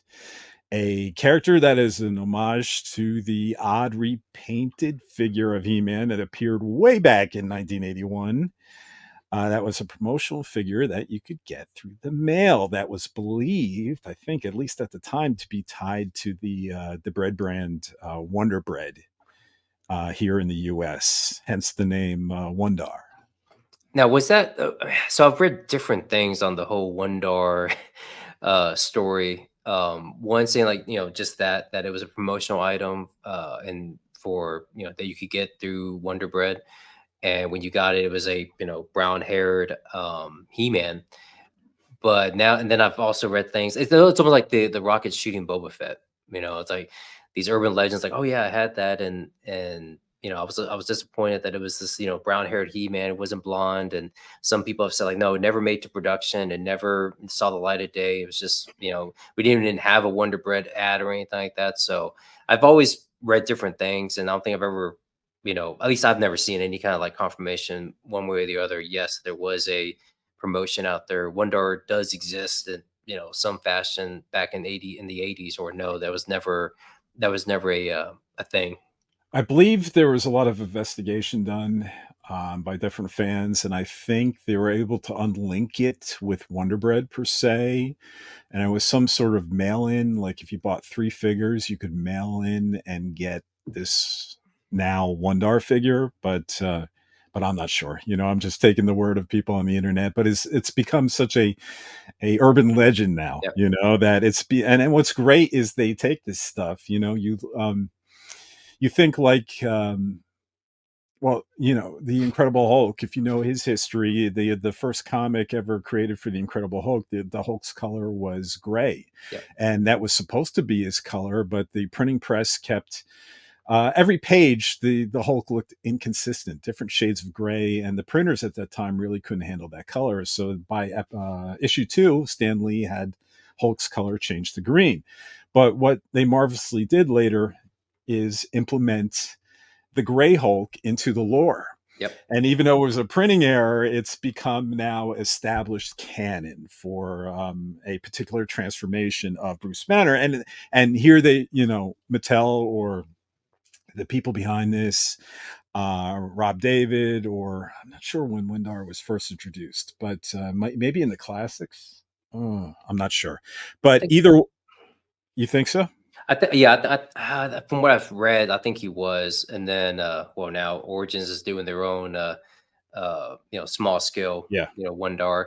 I think actually I did pre-order him. Now I think about it. I can't remember what it was like the second go around, because with the whole, not to go off too much on the whole Mattel creation, like the snafus that they've been having, but as far as pre-ordering, but I think he was available on a second go around. I was like, I'll get him just for that nostalgia piece, just to have like a Wundar figure in that version, just the small Motu vintage Origins. Well, I'm holding hope for them to come out with a Masterverse version of not just Wundar, but Vicor and Kudak as well, because it'd be great to have the whole Preternian Champions line that we could just put in front of. I could put in front of my Eternia set, and it would make quite a display. So, that hurts. I'm sorry, I didn't mean it. As it came out, I forgot. So, but I mean, regardless of that set, it'd be great to have all those heroes. So I really hope they come out. I mean, it'd be really great if we could get those dinosaur cybernetic mounts as well, and. But that might be a bridge too far. So we'll have to see. You never know. And was that because I guess we're about to get into introducing the king himself, King Grayskull. Was there? I'm trying to remember, because I think they were going to introduce dinosaurs at one point. It was like towards the tail end of the line, along with the I guess the giants or the like that. And what King Grayskull was riding was the Bionatops, and that was a legitimate toy that was released, the cybernetic green Triceratops. And the dinosaurs we had mentioned in the beginning, the turbodactyls, the pterodactyls flying in the sky, those were released as well. So a few dinosaurs were released, and then some of the Preternia dinosaurs never made it to their manufacturing run. So I definitely know that Kudak Ungol's dinosaur isn't real, or it wasn't realized. That was a new creation. And Wondar, I don't think his dinosaur was ever a vintage toy either. So it was only the pterodactyls in the sky, and then finally the Bionatops that King Grayskull's riding here. So, which is very cool. But I do love that they're all cybernetic. Yeah. It's a really interesting facet. I mean, you have a pterodactyl with jets. I mean, it sounds crazy when you say it out loud, but for some reason, it's just so cool. Yeah. So. That to me, that was work with Motu. I think that was the perfect, marriage, if you will, as far as having the sword and sorcery and just barbaric and just kind of just almost caveman like atmosphere. And then you have blasters, you have jets, you have all this, technology. It's like, yeah, we're mixing, Conan, but then also mixing Star Wars, which Star Wars was like huge at the time. It's like, yeah, let's just put those together. And now you got peanut butter and jelly. At least for me, it was just like perfect. Perfect combination of having sword and sorcery, having this buff guy with this battle axe, but then also he can pull out a pistol or blaster and at the same time. It feels like it shouldn't have worked, Yep. I mean, in the real world, do you really need a sword or a battle axe when someone could just shoot you from a distance, with a laser gun? But and do you need to be wearing a loincloth? Yeah. But for some reason it works, and it just warms my heart, this mix of technology and this whole world. I mean, but the whole, without us just going off into a tangent, the whole line shouldn't have worked. They were just throwing everything but the kitchen sink, Oh, yeah. regarding all the characters and stuff, but somehow it works. And I don't think it ever could again. And I don't know, there was something just magical with the line. So Yep. Like lightning in a bottle. yep. So Wondar narrowly turns to avoid falling off a cliff, but it's too late for Adam and Tila, and they go hurtling off a cliff's edge. But thanks to the quick thinking of Tila and her clever bow staff, which is the name of her weapon, she's able to shoot out a grappling hook out of her staff and latch it to Wondar's mount's tail, making it roar. And she could swing herself and Adam back onto the trail and leapfrog them both into the front of the pack. And Tila and Adam both laugh for a second, and it seems like they're remembering simpler times, and they forget all the baggage that had accumulated since that dreadful day Adam died. So they see the object of the hunt. It's that saber-toothed Dylynx up ahead, and just as they close in, King Grayskull comes crashing in from the side, riding what we were just talking about, his green-horned cybernetic Triceratops ride, the Bionatops. Based on that classic vintage toy, and King Grayskull leaps off the Bionatops, wrestles the saber-tooth to the ground, and then thanks the beast for a goodly chase and tells it until next time. So... And King Grayskull, he compliments Tila's flying skills and assumes she must have had a glorious death. But before Tila can explain, Vikor, Kudak, and Wondar walk over and smiling, saying they bring spoils from the hunt, as Vikor carries Adam to them. And King Grayskull teases Adam, saying, "Welcome to the winner's circle, flea man."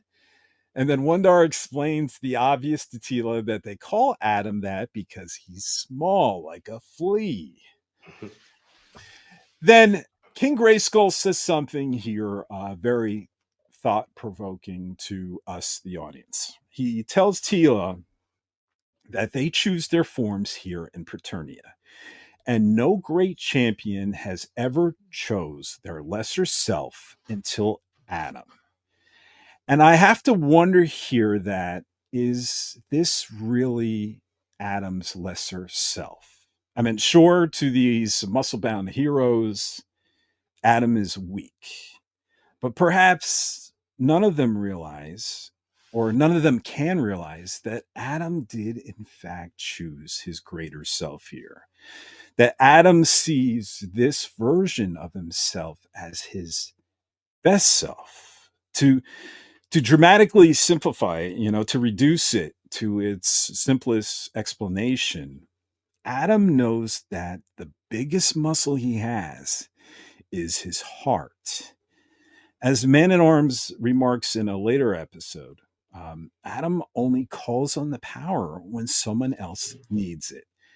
He would always give that power away, so to speak, and never take credit for it. So perhaps, just perhaps, Adam is more selfless than every single one of them.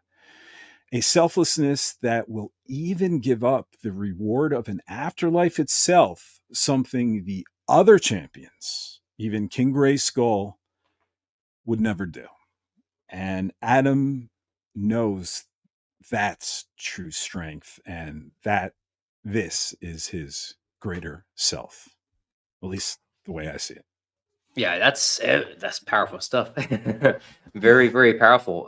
And I remember seeing that and wondering or just thinking like, man, that's a unique way of putting it. And also thinking like, what was Wundar's, do they change? Did they have some like, or Hero? I mean, or even King Grayskull, was that, did they have to imbue the power of Grayskull to get, to what they look like, in Preternia?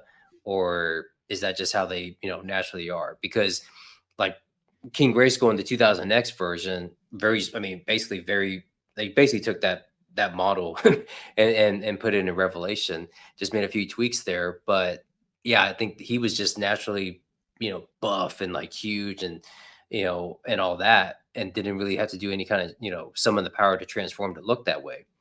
I thought it was very, very unique to to show that yes, this is, as you said, I mean, this is Adam's. They say it's his lesser self, but truly, I think that's what Adam's showing that no, this is he's more powerful really than all of them, because again, he is always willing to give the power back, never having it all to himself, or having it for long periods of time. It's like, okay, I need it to help people, and then once I'm done with that, I can always give it up.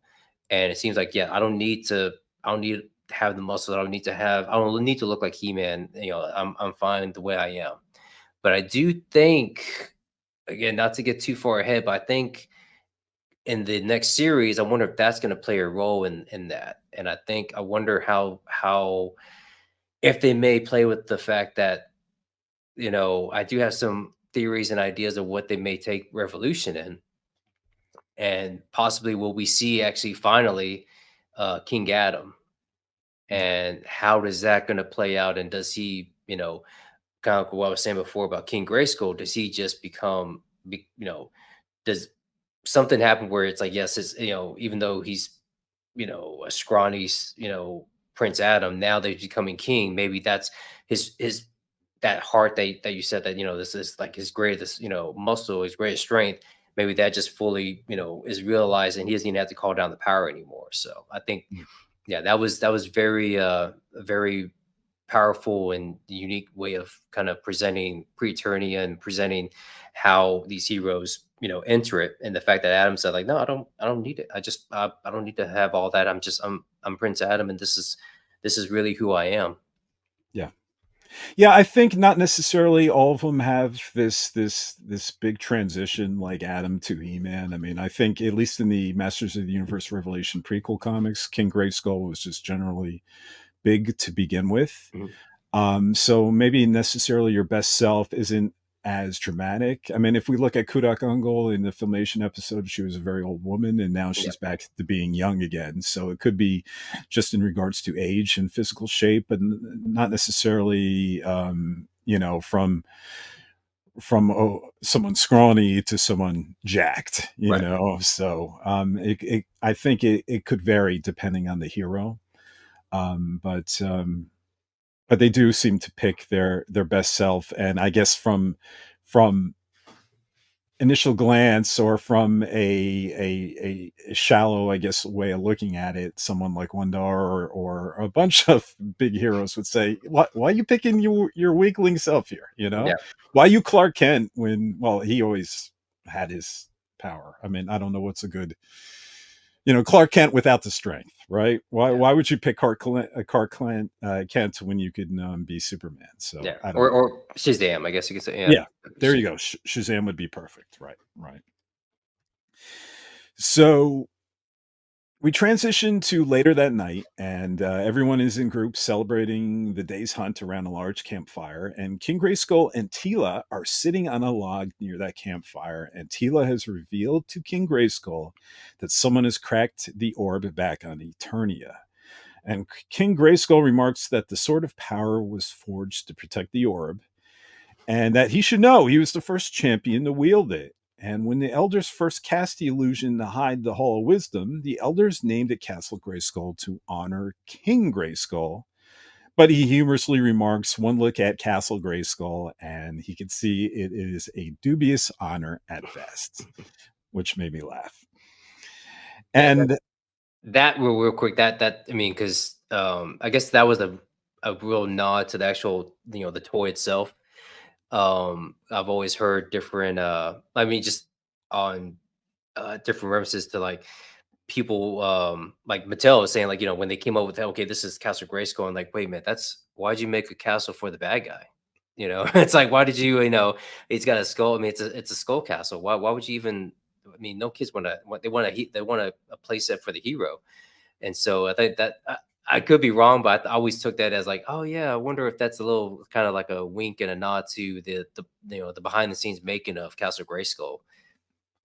maybe I just thought, because the idea is, and I think the idea originated out of the Bible, the Filmation Bible, written by Michael Halpern, that the Castle Grayskull was a illusion, a transfiguration to hide the Hall of Preternia. They were going to make it scary enough that no one wanted to go there. There's nothing good in there. Right. It's just terrifying. It's gross. It's dirty. So I don't know. That's the way I took the dubious honor, that it's not a very pretty looking. I mean, we love it. It's gorgeous to us. But would you really want to live there? You know what I mean? Right. If you weren't a fan of this lore, probably not. You definitely want to live instead in the Hall of Wisdom, because that thing is so brilliant looking and gorgeous, and it looks like gemstones, a big giant diamond.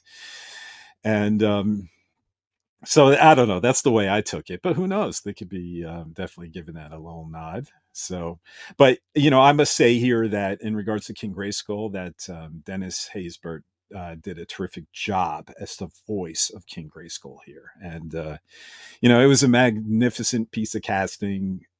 Before Revelation, all I knew Dennis from was the role as the president in the television series 24. And for a small role on the film Heat with Robert De Niro and Val Kilmer, Al Pacino. Oh, and the spokesman of the Allstate Insurance.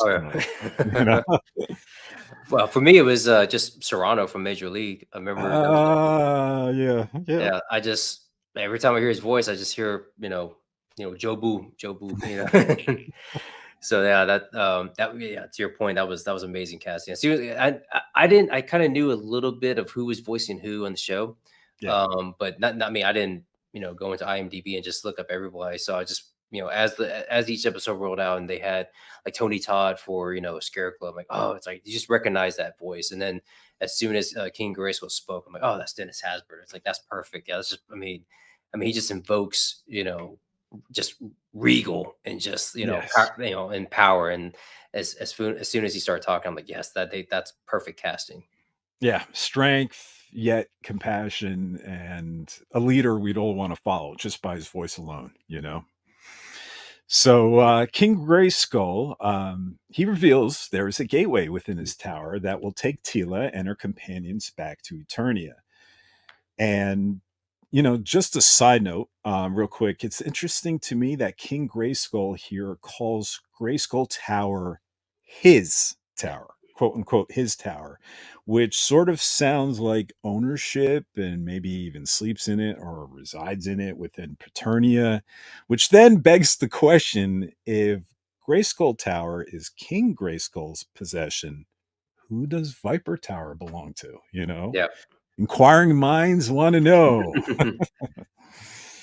But alas, maybe we'll find out in Revolution, but I digress. So So Adam asks if King Grayskull ever used the gateway back to Eternia, and seems surprised he never used it and went back before. But King Grayskull shuts that idea down cold, stating, we're dead, boy. It would be unnatural. And King Grayskull remarks that he spent his whole life afraid of death, but once he died and was received into paradise, he discovered there was nothing ever to fear. And King Grayskull explains the end is merely the beginning, and only in death is he truly living. So why would he ever leave? And when King Grayskull asks that question, Adam looks over to Tila, knowing that she will apply that why would he ever leave to Adam as well. So Tila walks off alone, and we cut back to Andra, Hero, and the rest of the crew as they prepare to turn the central tower into a forge. And surrounding machines are plugged into Roboto, and as Hero lays the two halves of the power sword in front of him. And Lynn transfers the last remaining ember of magic from her wand to Roboto's Quark Collider, which superpowers Roboto and the machines he's connected to. And Hero seems concerned and warns that the energy will be cataclysmic, Metal Man. Are you sure you're up to a task this dangerous? Sorry about the voices. I sometimes. But Roboto replies, "Oh, not at all. Please get the others to the minimum safe distance." So, giving Roboto the thumbs up as she leaves, Andra with Hero, Beastman, and Lynn leave the central tower, and Roboto turns his right hand into a forge hammer. And as three surrounding machines electrify it, he begins to smash one of the sword halves. Blue sparks fly, which turns into what appears to be firefly-type insects in the Preternian forest, into a very, cool transition from scene to scene. So here Tila stands alone and sighs and is trying to take solace in this beautiful environment. But she hears someone approaching, and it's Adam. Exactly the person, the reason that she needs comfort. And Adam begins to speak, but Tila begs him to stop being nice, to just let her be angry. And she's clearly having trouble processing it all. Adam asks her, is her anger due to because I lied? And Tila responds, yes, because he lied. Tila explains to Adam that he doesn't understand what that did to her, that she couldn't mourn her friend because she didn't know who he really was. Tila tells Adam that he really hurt her, and he couldn't even scream at him for it because he was gone, that he died and the rest of them had to live with it. Now, I know there were a lot of fans out there that had difficulty empathizing with Tila and her feelings. But me personally, I could understand Tila's perspective here. There are real people in the world that have learned shocking secrets on someone's deathbed or at their funeral or going through their personal belongings afterwards. They find out surprising things, shocking things, horrifying things. Someone was having an affair during a marriage. Someone was sending money to a child that they kept secret. Someone was involved with illegal acts, or someone was into something considered, let's say, very taboo. Whatever it is, these surprises, usually hidden by many lies, that when discovered, reveal to someone who cares about that person who died, although you may have been totally real with them, they were not fully real with you. I think it's called post-mortem secrets. And with post-mortem secrets, it complicates your grief. You begin to wonder, what else is this person lying about? Why didn't they trust you with this information before? And you start to wonder if you really, truly knew this person at all. And quickly, grief can turn into anger. And what is worse is you can't confront this person about it because they are dead. So all of this doubt and hurt and pain, it could only sit there and fester with often no way to confront it and get past it. So for me, at least, I get it. I was the same way, and I understand the fans' reaction and some of the hate that was behind that. But to me, I understood it perfectly well. I mean, to your point, there's people like when you have a loved one that passes and you find out something about that, and like, whoa, what? I didn't know about this, and you're like, whoa, and you can't. It's hard for you to really you know take all that in because you can't even really confront the person because they're gone. And when you look at it, yes, Filmation was, goofy and funny and everything, but when you get down to it, he's lying. He-Man, both of them, both He-Man and Adam, they're lying to her. They're lying in front of her face. I mean, yes, they're keeping a secret, but you're still lying about that, and it's no different than having a secret of who you are as a person. When you're with someone, or whether it's a significant other or a friend, and you're telling them one thing but you're actually acting a different way. And I think and if something were to happen to you and they find that out afterwards, it's like that could turn into real hate, or just real heightened emotions. And I think Tila's just at that point she's just ready to just unload on that. And but I think she, at the same time, she does feel bad. At least that's why I get, because she's just conflicted. It's like she didn't think she would ever see Adam again, to be able to tell him, hey, yeah, this was not right what you did. And here she is, being able to see him face to face after so many years. And he's just hard to, all she can really do is just be mad at him, and that's, to me, I was like, yeah, I get that. And it made sense. And what's worse is she loved him, and she thinks, or I think she feels deep inside, that he loved her.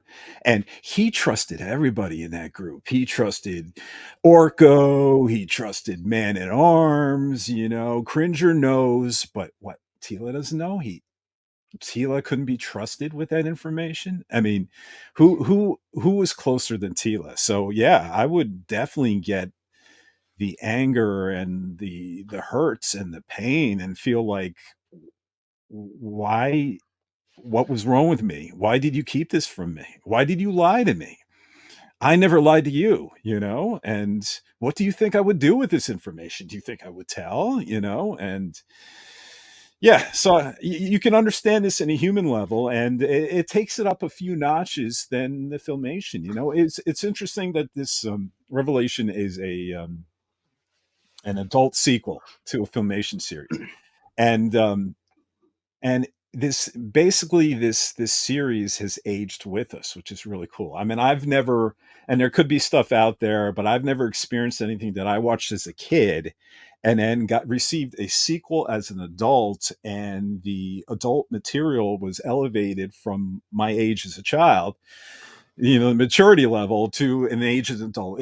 The sequel aged with me. And I think it's really fascinating and really rewarding that Kevin Smith and party actually did this. And yeah, I love it. I love these adult themes.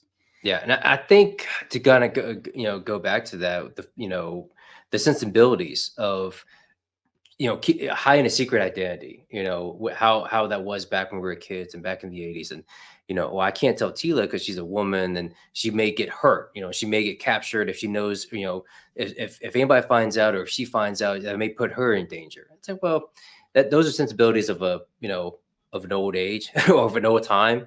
And I think they, Kevin and Revelation, they understood that. So, well, let's make sure we make this more adult orientated, and not kind of fall into those sensibilities. Like to your point, like, yeah, he trusted Cringer, he trusted Orko, he trusted Man at Arms, and but Tila was the only person out of that group, that she was close with that wasn't told.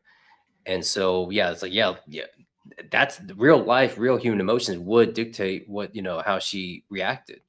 And not in a sense where if it wasn't Filmation, if they did tell that story, if Filmation continued on and He-Man told her secrets, she would probably get mad, and get pouty, it's like how she would, how Tila would in the Filmation, and then eventually at the end of the episode, everything would just be wrapped up in a neat bow. It's like, well, that's not real life, and I think they wanted to incorporate a lot of those more modern and real life sensibilities into the show, which I really enjoyed. Yeah. Now, regarding the female aspect of needing to protect her, I don't think that was even a sentiment back in the Filmation show. It's ironic where some critics would call Masters of the Universe Revelation woke.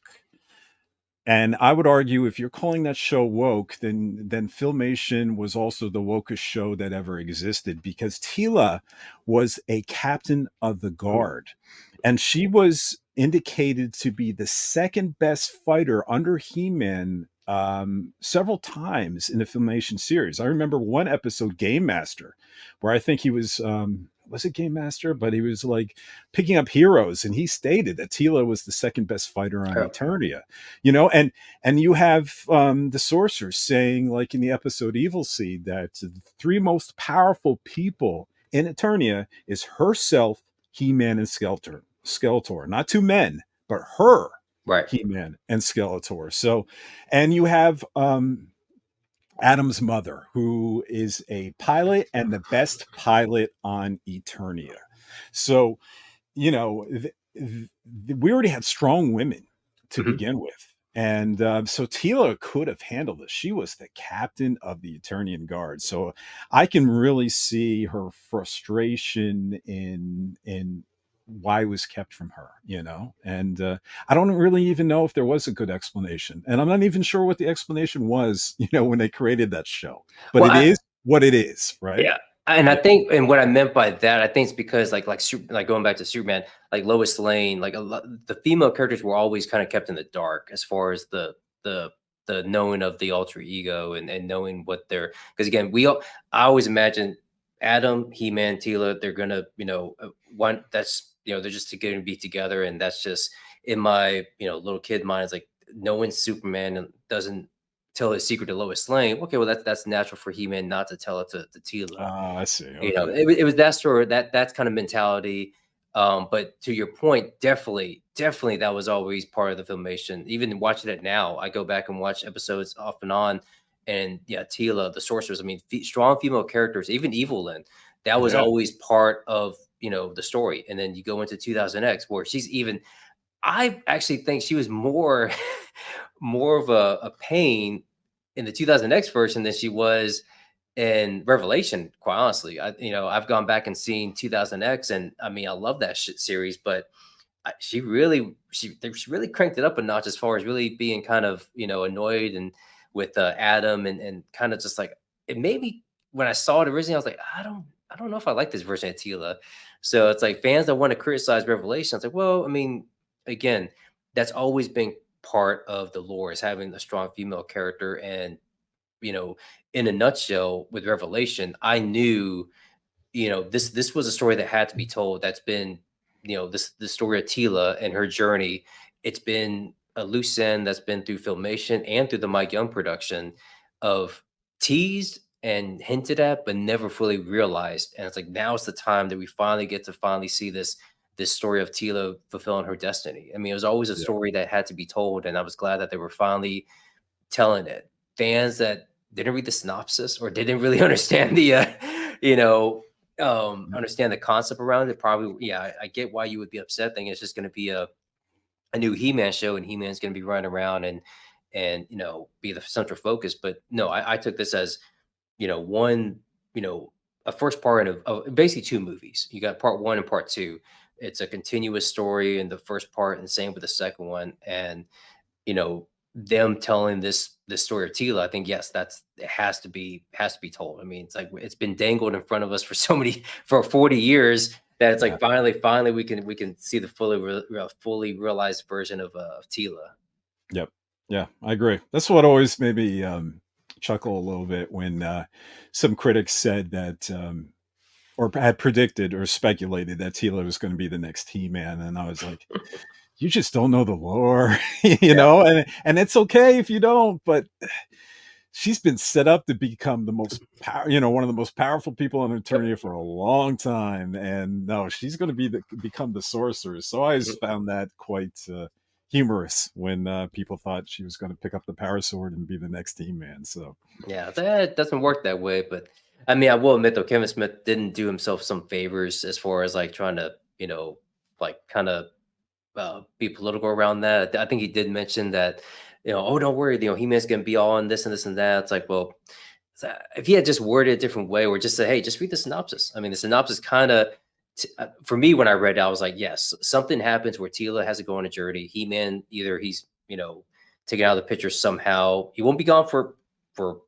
all of it, but he's gonna be out of the picture for a minute, and then Tila's gonna have this journey she has to go on. So yeah, I think Kevin Smith was meaning that this was all about He-Man. Was, it's like the death of Superman. I mean, right. Superman is not there, but everyone's dealing with the death. Or if you look at, we had mentioned Infinity War in the beginning.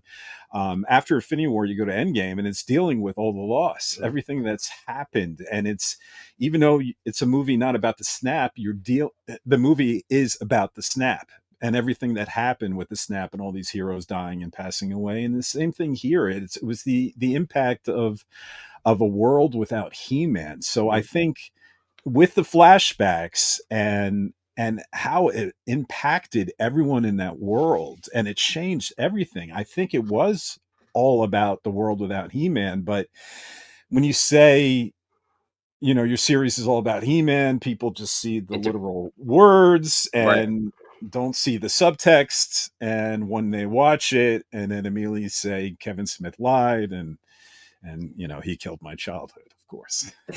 Oh yeah.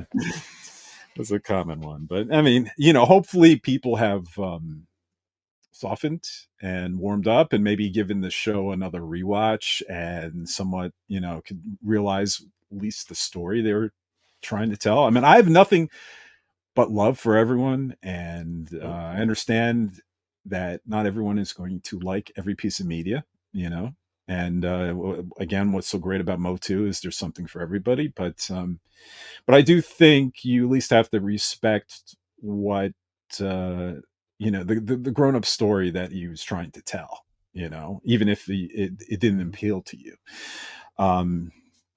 And it wasn't this just grand gesture to take He-Man out of the picture. This whole, I don't know, all these ideological influencers that were suggesting, Kevin Smith went woke, kind of thing, that criticism.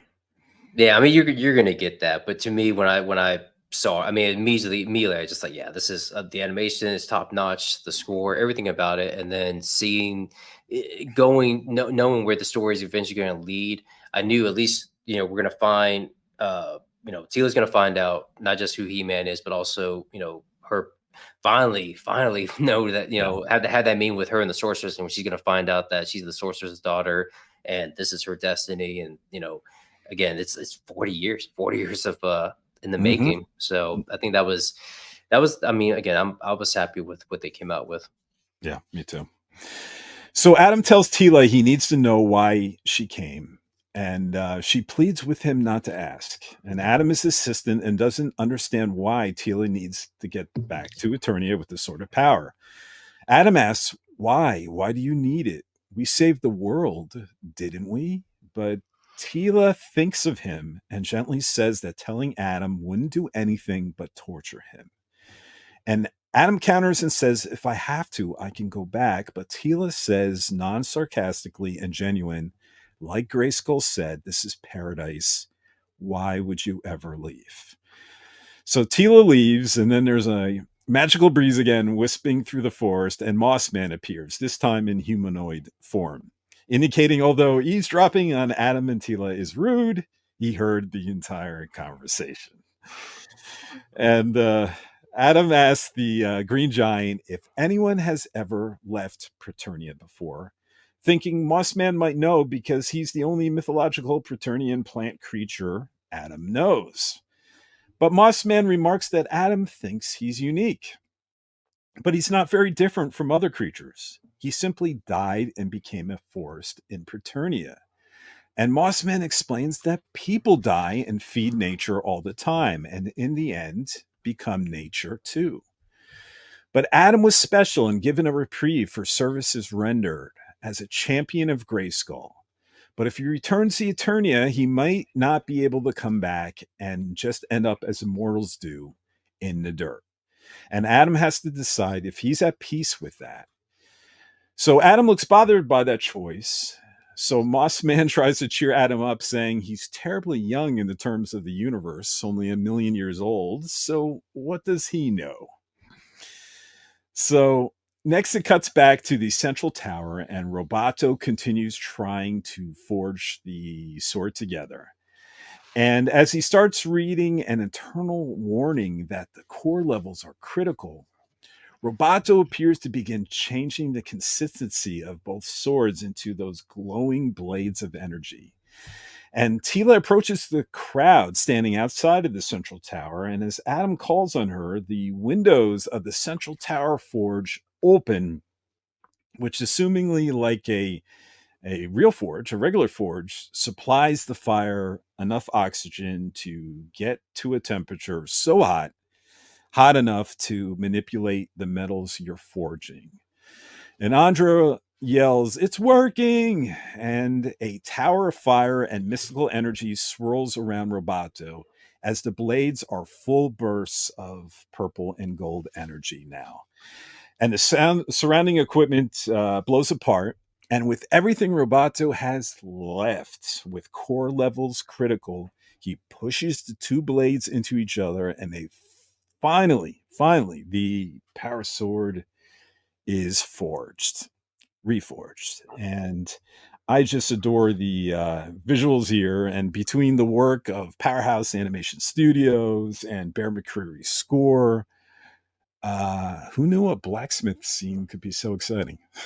Yeah. Oh yeah. And that was I definitely want to get my Roboto Masterverse. I want to recreate that. Yeah, definitely. I think he comes with the two, I guess, the glowing orange, two halves of the power sword in orange, I guess, glowing form. But yeah, that scene was, just watching it, earlier today was just amazing. And again, like you said, the visuals, the music, everything just fits, perfectly. And then seeing the power sword return, just seeing it. I mean, it just again, you're getting little things here and there. Like, yes, we took away He-Man, we took away the power sword in the beginning, but we're gonna give it to you little by little, just little breadcrumbs here and there. And seeing the power sword return to its glory, I mean, that thing is just like, I remember again just watching it and just like, oh, it's like it's finally back. It's finally put together. Again, just something from our childhood and growing up. It's just that sword. I mean, if I ever wanted to, I mean, if I ever see something that's like a, like a scale replica, I was like, I'm gonna have to get it. I'm gonna have to get it hanging on my wall. I have no use for it, but it's like, I need to have.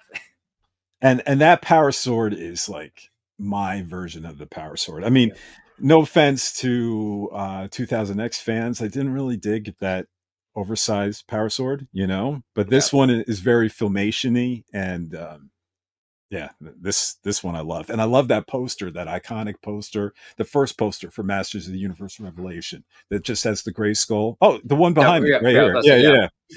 And with this power sword, spectacular. So all right, so suddenly there seems to be a fluctuation around that power sword, and energy crackles around it, and it almost looks like it's charging. Then all Roboto has a chance to say next is, "Oh," and suddenly a bang, a big bang, and there's an explosion reaction that sends Roboto flying back in pieces. The explosion pushes outdoors through the central tower windows, and Andra yells, "Roboto!" And she rushes to the central tower, or pries open the doors, and she rushes over to the severely damaged Roboto that is missing 2 legs, his right arm, and he's missing part of his chest. And Tila's gaze hangs on the magnificent reforged power sword for a moment, but then she runs over to Andra and joins Robato's side too. And Roboto looks bad. And Andra tells Roboto that he did it. He fixed the sword. And then with this like heartbreaking delivery by actor Tiffany Smith, she tells him, quivering, you're going to be okay. Trust me. And Adam wants to join them, but Hiro holds him back as Roboto says his last words to Tila. Roboto says, Tila, please tell father he was more successful at making me than he knew. If I was but a mere machine, I would never be afraid to die. And yet, as my gears stall and my program ends, I feel fear. Tila tells Roboto that Duncan can fix him, but Roboto replies, no tears. Don't you see? I feel fear. Ergo, I feel.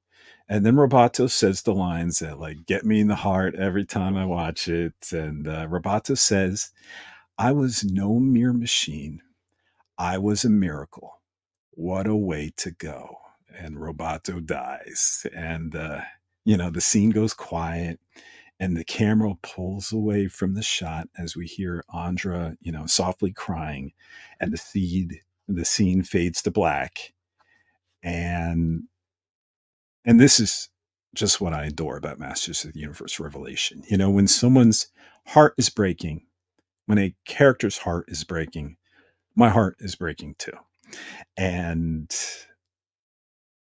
as musician John Mellencamp used to sing, it hurts so good, Yeah. I mean that I had a feeling if characters were going to be were having to go, I had a feeling Roboto was going to be one of them, especially in the earlier episodes where it's kind of implied that I'm the only one that can reforge a sword. So I'm thinking this doesn't sound good. It's like it's going to be some sort of sacrifice, something's going to happen. And I believe it was Justin Long, the voice actor for, or the actor for Roboto, and he did a amazing job. Because I mean, I know Justin Long, and I think that's what's so great about Revelation is they did that with a lot of these characters.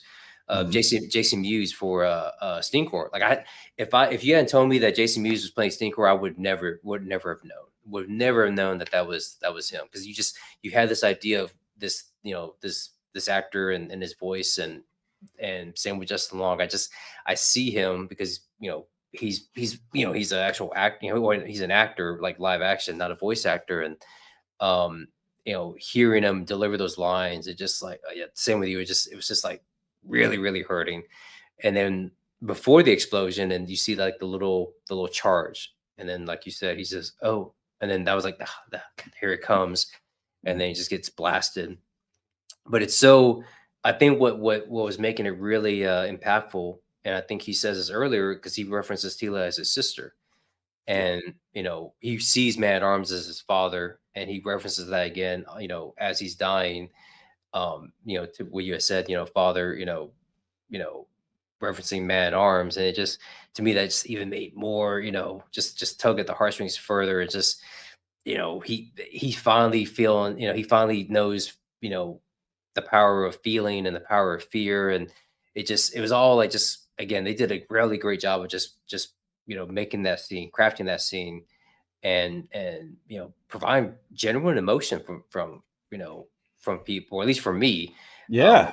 And just really, I had to take a moment. I had to be like, okay, well, I need to, this is getting really, really tough. It's like characters that I remember, just playing with them is just pieces of plastic, but watching cartoons and just like now seeing this grown up version and seeing them, this version of them having to die, having to, pass on. It was pretty powerful stuff. Yeah, it's so well done. It has heart. I mean, off the cuff, maybe I could equate it to Actually, I'm a big fan of the first Guardians of the Galaxy movie. And one of the things that makes that film work so much for me is not the special effects, which is great, and the music, which is great, but sometimes they just, every character has a moment where, where Rocket Raccoon is drunk in a bar screaming about how he's prodded and he's not a monster. And, everyone treats him like a monster. And you feel for these characters when so many movies like that with the same special effects and the same big budget, you don't feel anything. It's cold, it's machine like. But again, with Masters of the Universe Revelation, it's just written in such a human way, by writers that could tap into these emotions that, yeah, as a audience member, I feel the pain too. I feel the hurt too. And it's great that you're feeling it. And I was sitting there, especially the first time, like, holy cow, I'm fighting back tears, and I'm watching Masters of the Universe, this isn't something like a drama, on HBO Max or something with Meryl Streep, but this is Masters of the Universe, and it's getting me right in the feels. And I'm so thankful for it, Yeah, I mean, definitely. I think they did a really great job of that. And I mean, to to your point of Guardians, I know part two, again, just those. I think when you hit those familiar, or family elements, when Yondu, when right before he dies, like, hey, Oh, he may have been your father, but he wasn't your daddy. And then that scene when he, sacrifices himself, so that Star Lord can live. It's just like, and oh, so, that really, like, it's like I shouldn't get choked up on this film with a talking raccoon and a giant tree or a baby tree. yep. Say with Masters, I should not be feeling these emotions. I will admit though with Orko I mean, again, it was with Roboto. I think because of the if him mentioning Man Arms as his father, I think, and Tila as his sister, that really got me. And then same with Orko, him almost, it's just like him realizing his destiny and saying like, now I got this, I'm doing it, just like he told Lynn, I'm doing what, look, I'm doing it. Yeah. And then at the time, him implying that that he's dead. But yeah, just so many great moments like that where just they really pull the emotion out of you and say, yes, this is like Hollywood level, writing and Hollywood level production going into it. Hmm. People that know what they're doing as far as creating drama, creating tension, creating those emotions. That, I mean, I only hope that a live action film can replicate that. But I'm fine just having this. Just give me more of this, and I'll be perfectly happy. Yeah, you give me two more of these, because they did hint there was going to be possibly a third entry that Oh, also, I hope w- so. yeah, Kevin Smith said, and Kevin Smith even said we probably can guess the name, so then it was like Revelation, Revolution, what are we talking? Reunion, rejuvenation, there were a million R words, that Yeah. we could plug in there. But if you make these like this epic sweeping saga, kind of like Lord of the Rings, Hmm. um it'd be fantastic, to have this, and a sweeping saga like this, you can kill off characters, and you could tell these big sweeping stories with adult themes and impactful emotion, and it could reset after that, and we could do something else, but Right. to be able to have this Tolkien like version of Lord of the Rings in animated form. Oh man, yeah, that's all I'm looking for. And I'm with you. I don't need any mediocre live action Masters of the Universe film. Yeah. I mean, if you're going to give me something that is light and I mean, I will love it. I will go see anything Masters of the Universe, but this is hitting my sweet spot, you know. So this is what I would want, and I'm fine that it's animated. So, all right. So the next scene opens in Grayskull Tower to the sounds of the wonderful, warm, somber music, again by Bear McCreary, and as King Grayskull opens the gateway back to Eternia. And Hero hands Tila the power sword wrapped in a cloth like a holy shroud. And Tila slings it on her back and then looks at Adam and says, I guess this is it. And she turns to leave with Andra, Beastman, and Lynn. And then suddenly Adam says, no. If I'm here, who's going to call down the power of Grayskull? But Hero puts his hand on the shoulder of Adam and says, there were champions before you, Adam, and there'll be champions after you. And he tells him to lay the burden down. But Adam ignores Hero's advice and continues. Roboto, Orko, they gave everything for your mission. No one else dies. Whatever you're not telling me, whatever became of Eternia, we'll face it together. And next, King Grayskull tries to warn Adam by saying, Adam, if you go with them, there is no coming back. This is your great reward. Adam listens to King Grayskull, but then turns back and picks Teela and says, I go where you go. And it's the true heart of a champion, like we were saying before, and the greatest champion of them all, I would say, who would do something not even Hero or King Grayskull would do, give up heaven. So the champions wish Adam farewell. And as they all return to Eternia through the Grayskull Tower portal, Adam looks back at the Preternian legends one more time before taking a deep breath and walks through too. And as they're leaving Preternia, you know what? On a side note, I really wish we got to see someone ride one of the monorails. Yeah. From a tower to tower or something, that would have been so cool. So I think probably when they mentioned that Preternia would return, I was like, that's got to play into it. I mean, you just did this Kickstarter, so and everything. You got to incorporate everything with, they probably told Kevin Smith, hey, you got to make sure get everything, get the trapdoor, get the elevator, get everything. We want to see everything in the new Revolution. I don't know, but seeing the just seeing the different vehicles on the monorail. I think I think they got to incorporate that somehow. Yeah. So Adam appears on Eternia to a horrific sight. A screaming, charging techno-cultist with a rotary saw for a hand charging at him. So Adam falls back, but how cool is this? Beastman pounces on the acolyte just in time to save Adam's life. All right, Beastman. And so all the heroes start battling acolytes in front of Castle Grayskull. And even Lynn uses her wand as a war club to beat one away, and even looks surprised with herself after doing it. And next, a fleet of Rotons start pushing through, and when things start looking bleak, a laser blast comes from the heavens. And it's not from the heavens, actually. It's Duncan in his man-at-arms armor from a tower of the Hall of Wisdom, firing this awesome laser bazooka. And yes, ladies and gentlemen, that's the official name here, folks. That's what the cool weapon is referred to in the official art book, a laser bazooka. And he starts blowing them away, and we hear that Bear McCreary awesome Man-at-Arms theme. Man-at-Arms, Man-at-Arms, he is so cool.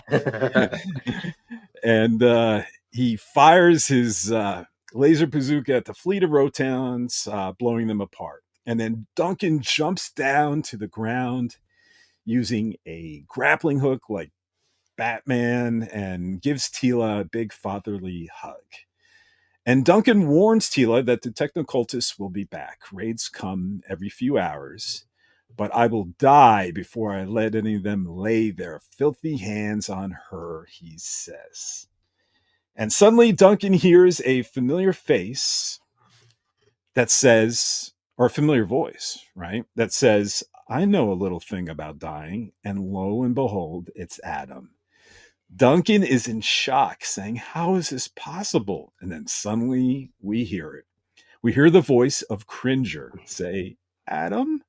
And Duncan steps aside, revealing the green tiger Cringer, whimpering in disbelief, and runs and knocks Adam to the ground, licking his face with so much joy. And Adam laughs, saying, oh, buddy, I never thought I'd see you again. And it's a nice moment. Yeah, that again, going back to the whole emotional thing, that to me, that I think throughout the whole series, that was probably like the most emotional that I got. Because for me, Cringer was just, one thing I didn't like about the 2000X is they made him more into a, an actual cat that didn't talk, and I think you lose some of that.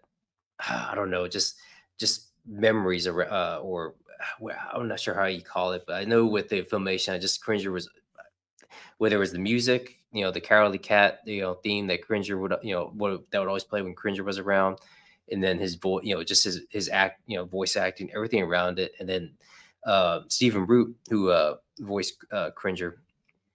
I mean, did a great job. I mean, that speech he had in the earlier episodes was amazing. Now seeing him here, just whimpering, and then, I mean, and thinking about it, like he's been without, his best friend, his, the guy who protected him from, who rescued him from the forest, when he was a kitten those many years ago. He's gone, and here he is returned, and now he's just happy to see him. His best friend, his it's just, you know, his everything. I mean, it's just a sweet scene, and yeah, I got emotional again. I was so happy, to see that, and again, just the way his animation style was, just he's just real, just hunkered down, and just this, the Carolee Cat that everybody knows him as, and I think just that cuteness factor just goes up every time I see him on screen. So yeah. All right. So as they walk into Castle Grayskull, Tila gives Adam the lowdown that when Adam absorbed the exploding orb of power, it split the power sword in two, and both halves took all the magic in the universe to Preternia and Subternia. But now that it's reforged, Adam's sword can be a conduit again to call back the power to the Hall of Wisdom, aka Castle Grayskull. So Sorceress greets the heroes and tells Tila that she's done well. And the heroes head to the heart of Grayskull, where Adam had died in the episode 1.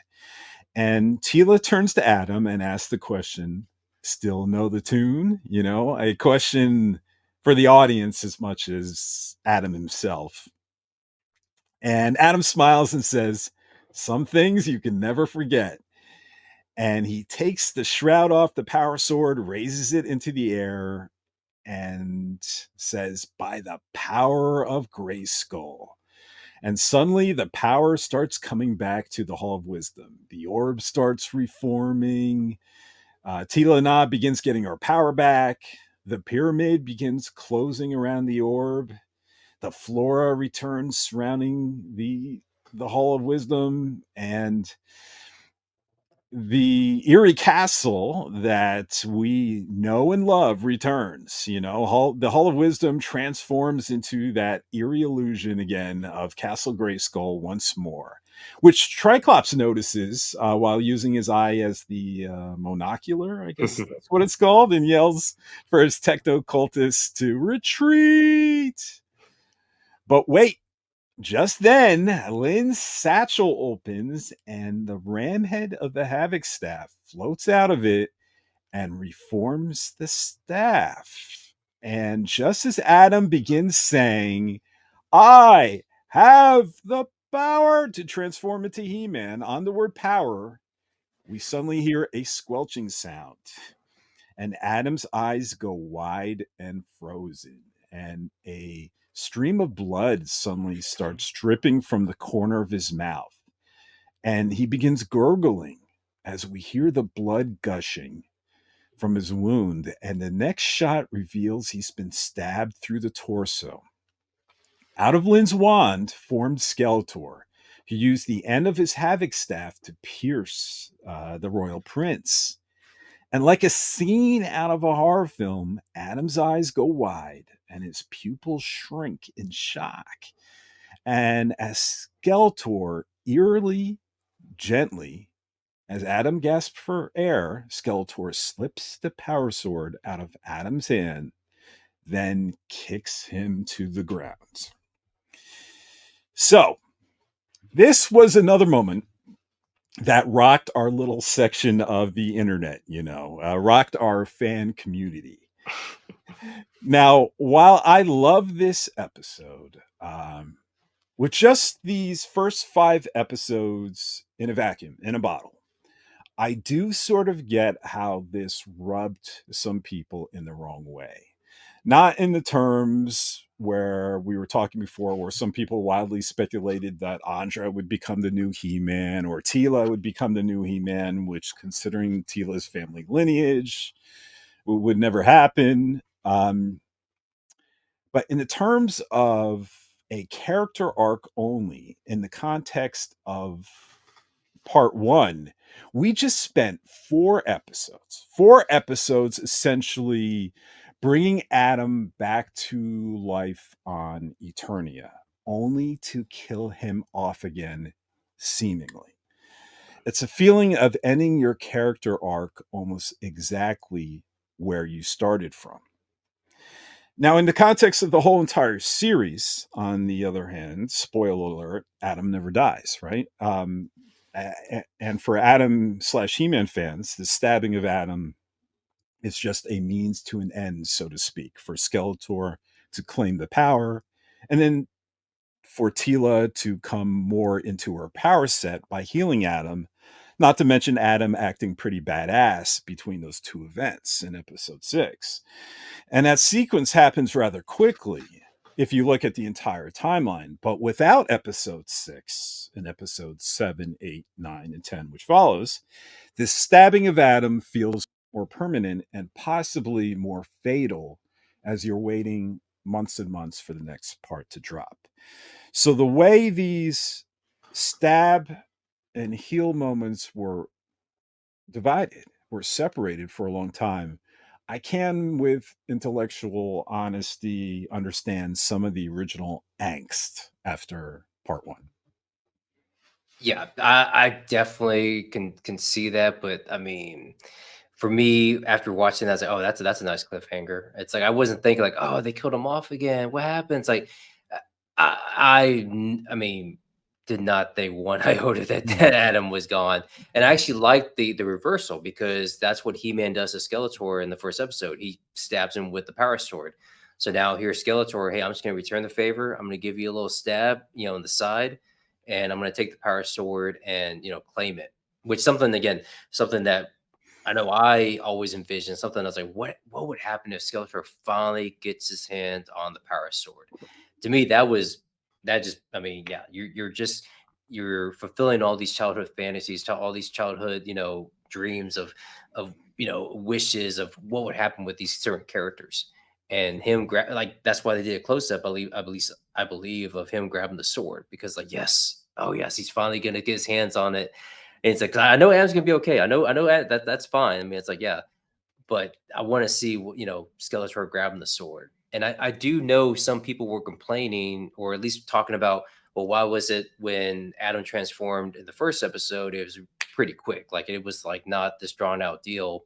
Whereas in this, at the end, it's like, it's all drawn out and, gives Skeletor the opportunity to stab him. I took that as, well, he's returning the powers have the magic, all the powers have to, return. It's taken a while for that to happen. And then, that gives Skeletor enough time to regenerate and then, stab at him. But I mean, yeah, if you had no idea, if you just went in blind and had no idea about the lore, nothing about that, then yeah, I could get why that would be like, oh, they just killed him again. I know Kevin was kind of bragging about that, online, just say like we killed him twice, and some people were just Yeah, taking it was that after show. I think Right. he was bragging about it. Yeah. Yeah, and people were just taking that as, oh, that's just insult. Like, oh, it's just kicking sand in our face. Like, no, I'm thinking like that is a cool concept. Like, yes, we killed He-Man, and now we're potentially killing Adam at the same time.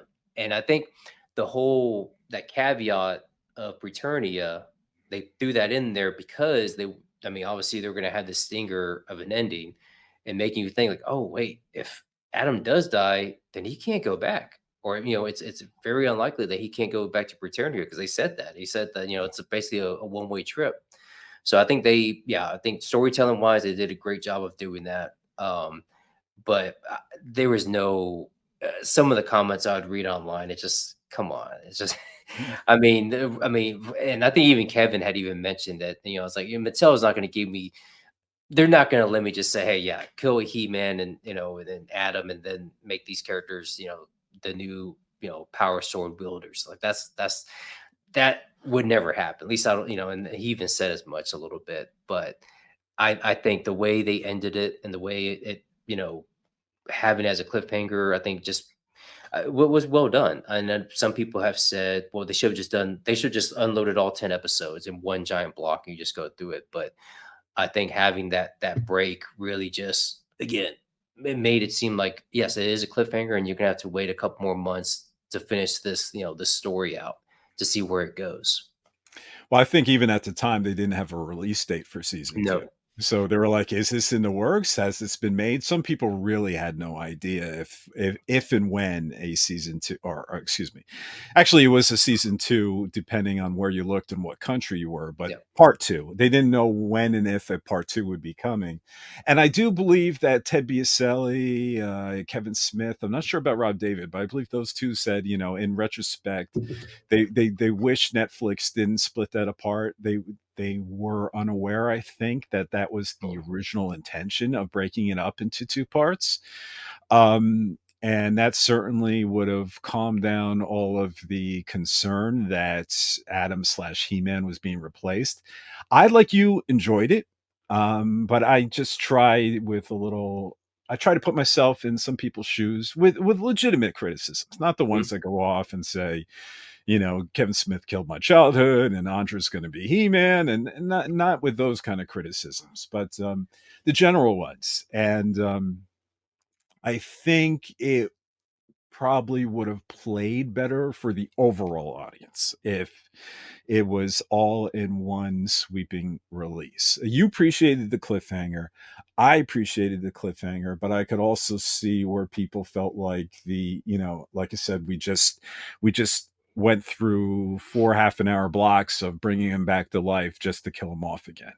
And it really looked like a severe wound. I mean, and it was, and he would have died if it wasn't for Tila coming into her power set again and bringing him, saving his life. But it really looked like, the blood coming from his mouth, and falling to the ground. It looked like it was over. So I at least get it, for the people who generally didn't like it ending that way. Now it didn't end that way, and now we can all Monday morning quarterback it, afterwards. Yep. But at the time, I at least can understand some of it. I agree with you. I enjoyed it, but I at least can put my perspective towards theirs and say, okay, I can get why this didn't work for you, and maybe they all should have dropped like they originally intended. Yeah, and I think most viewers nowadays, they're just used to watching stuff and just binge it all. And I'll bring up like Stranger Things. If they had ended, the last season was divided up. But if they ended the first part of the last season with Steve Harrington seemingly, if the episode where he's like, oh, it looks like he's gonna die. It's like if they had just ended it there, I think people would just been like, freaking out and like, what's going on? This and that. Like, you just give me the next, episodes. Why, and then people like, if the creative people, the Duffer Brothers, and people are saying like, oh, yeah, I can't believe we killed off, Steve Harrington. If they had started saying stuff like that, and then it's a bait and switch, then yeah, I can see where it's just like, oh, you should have just like released all of it.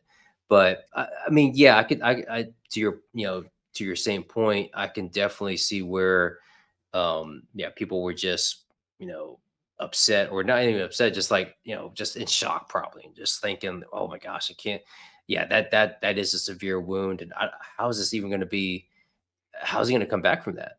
They just said he can't go back to Britannia. So yeah, definitely there was a lot to digest after the episode, but I think for really true Motu fans, I think it fulfilled a lot of those fantasies and the ending. I was kind of hoping that, because again, they do reference the 87 movie. I was kind of wondering if he was going to, as he was saying the words, if Skeletor was going to resemble something of the 87 film, with the giant New York, I have his Super 7 figure over here. So. Yeah, the New York skyline and all that huge helmet that he had. Yeah. But it was something similar to that. I mean, he had the big horn, the big, the big headdress and everything. But yeah, I mean, to me, I just like, yeah, that's just, yeah, I was perfectly fine with the way they ended it. Yeah. Yeah. Okay. So Tila runs to the bleeding Atom, and Lynn looks as shocked as ever. And Skeletor apologized for keeping Lynn in the dark. He explained when he destroyed the orb, he was forced to seek refuge in her wand staff to protect his essence. And then delivering a line like actor Mark Hamill would for his iconic performance as the Joker, says, "You did good, Lenny." And I immediately saw the Joker when he said that. Yeah. So Skeletor tells Lynn to take her rightful place by his side. And after what looked like some real hesitation, and I would even say confusion, Lynn's old triggers and habits take hold, and she seems to quickly sink back into her evil role, telling them, "I really started, liking you kids." And Andra yells at Lynn, "You don't have to do this." But Lynn just aims her wand at Andra and bounds her with magic. And Beastman, he doesn't really sound very convincing when he says, "Good to have you back, my lord." You can tell he ain't feeling it. Yep. And Andra asks Skeletor, what's wrong with him, and Skeletor doesn't know who Andra is, which is an indication of, I guess, how limited his essence could witness the events going on around him when he was hidden in Lynn's wand. But regardless, Skeletor answers Andra in a mocking fashion to look at his face, which furnished him a lonely life where no one would have him as a man. So why not let him be a god? And then Skeletor says those magic words and calls down the power. And when the smoke clears, the episode ends with a holographic projection of a god-looking Skeletor, the one you had mentioned, proclaiming, "Now I, Skeletor, am master of the universe." And then the music swells and we cut to black, and there's the credits. So, John, what are your final thoughts of Masters of the Universe Revelation, Episode 5, The Forge at the Forest of Forever? I think out of all the episodes, it's probably out of the first 5, probably my second favorite, aside from the very first one. So I mean, kind of odd that first one was my favorite, and then the fifth one, the last one, was my second favorite in that order. So I think it had a lot of again, just the peaks and valleys of the other episodes, and the emotion with the Roboto dying. Tila having that confrontation, even finally having that confrontation with Adam. Again, just tying up those loose ends that we always envision as kids. Like, what would happen if Tila found out Prince Adam was actually He-Man? Skeletor realizing finally the power of Grayskull, and having the sword, and being this godlike figure. I think it really hit a lot of those those buttons for me, as far as what I like to see at Motu. And then also the Preternia, even though I won't have a 112, a skill version of that when it comes out, but just seeing all that, seeing that, realize that was really really nice. And yeah, overall a really really great episode, and just left me wanting, just, oh, I can't wait till the next series comes out. I can't wait till when is this coming out? Which again, they've done not to jump ahead, but with the second part, I mean, they really just know how to just deliver, and just make you want to watch more of this. Like, I want more. I mean, the CGI He-Man, I've seen all seasons of that, enjoyed it. Just not I like it for what it is. And then if they come out with a live action He-Man, like, I'm sure I'll watch it, enjoy it, for what it is. But for me, this, just like you said, I mean, this hits so many, just hits me on so many different levels. people don't understand when I watch it, why I, watch, why I go back and revisit it all the time on Netflix. They'll have people, people when they go on when they go through on Netflix and they see, wait, you just continue watching? Did you watch this already? Why is it still on here? That's like, I'm doing another lap of it. So yeah, I can never get enough of it. It's something I can either have on the background or watch it like I did today. I hadn't seen episode, just going to episode 5 directly, knowing that I've seen, the previous episodes and the ones after it, but seeing that, and I was immediately just pulled into the story again. Seeing the gravestone of Orko and knowing what happened, in the episode before that, and already getting pulled into that emotion and already feeling sad and sad that Orko was gone, that he has sacrificed himself for his friends to escape Sub Eternia. So yeah, I mean, it's something that I get, some of the criticism and some of the things that that people were complaining about it, but overall, I really did enjoy the episode and still enjoy the series as a whole. Yeah. I need to ask, part 1 and part 2, which one's your favorite? If you had to pick a part. Oh, it's part 2. Yeah, me too. Yeah, I mean, and yet people some people say, well, this guy He-Man and it's and Skeletor, but I think it's because, like I said before, it's like it's a tale, it's a tale of 2 stories, and it's just you have part 1 and you have part 2, but it's like one long movie, and I think both of them are great, but I think the fact that you're getting these little breadcrumbs, of the fully realized He-Man, because you see him in the first episode, and not to spoil, but in the second part, the very end, he returns. But again, you're getting these little. We're not going to give you He-Man all the way. We're just we're gonna gradually lead up to that, And I think when he transforms in the final episode, I think it's finally earned. You've seen Filmation 2000X where he just like transforms like that. It's just like just like rinse, wash, repeat. It's like, yep, he's gonna grab the sword, he's gonna power up, and then he's gonna battle the villains and win. That's gonna be it. But I think with this, the fact that he was able to, you're able to tell this episode, the story through 10 episodes, and finally when he gets to transform, it's like to me, it's like that's earned. Okay, when he calls down the power, and it's like, yes, we're finally here.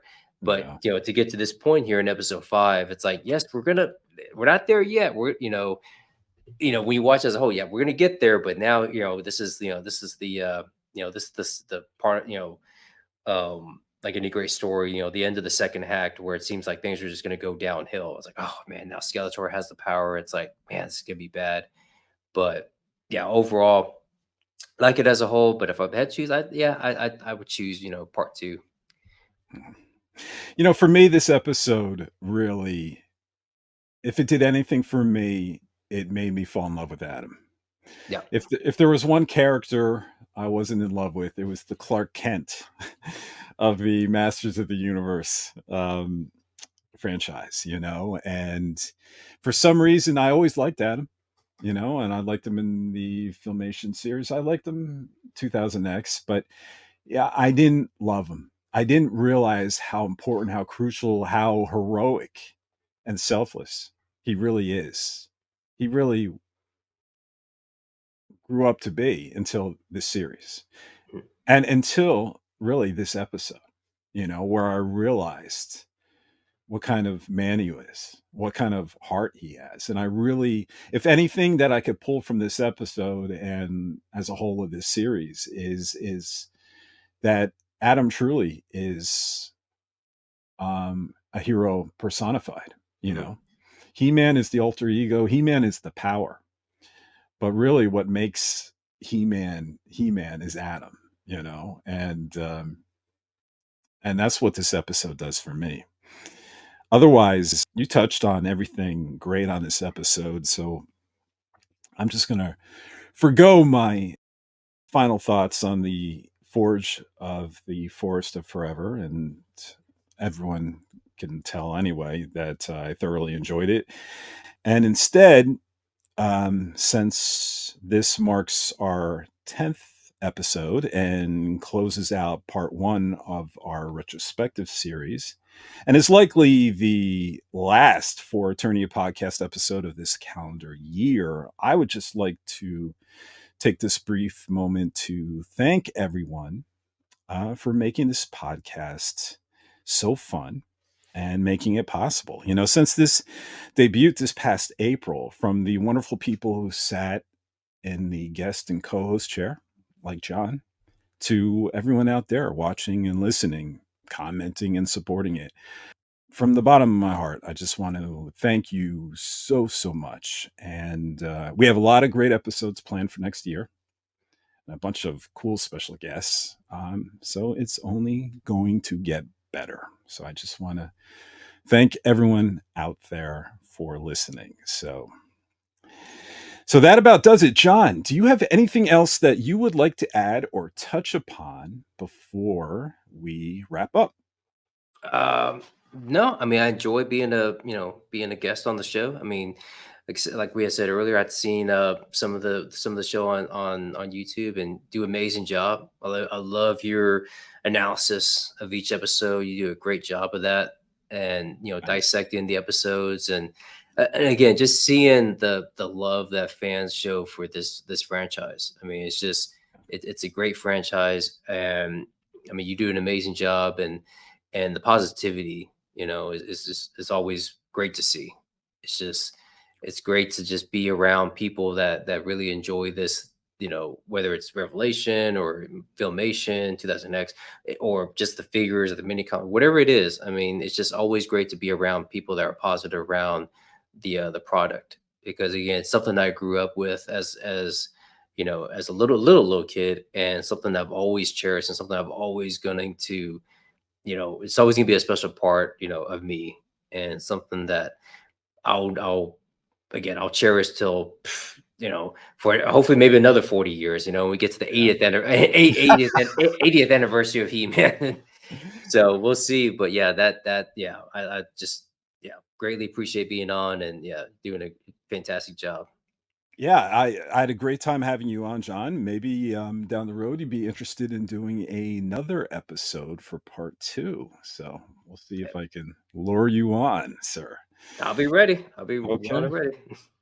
All right. Well, that's a wrap all. We'd like to thank John, who's been an absolute pleasure for co-hosting today. Thank you, sir. And please be sure to check out all of his outstanding toy photography on Instagram. His account is at @emerald_knights, like knights in shining armor, or it's Green Lantern reference, really, _photos. So at @emerald_knight_photos. And I'll make sure I put a link in the ForEternia.com podcast posting to his Instagram page. And you'll also be able to find it, if you're watching this on YouTube, in the comments below. And so thank you again, John. And especially thanks to all of you out there for listening to this podcast. If you enjoy this show, please show us your support by subscribing to our streams, our channels, and please give us a like and a comment below if the stream you're listening to allows it. You can always drop us a line too by sending us an email to foreternia@gmail.com. We'd really love the feedback. And as always, please visit us at foreternia.com for all the latest updates and news, as well as links to our social media pages like Twitter, Facebook, and Instagram that can help you stay up to date with all the Revelation, Revolution, Masterverse, and Masters of the Universe content. So that's it. We'd like to thank you again for listening, and let the power return. Happy holidays, all. We'll see you next time. Thank you.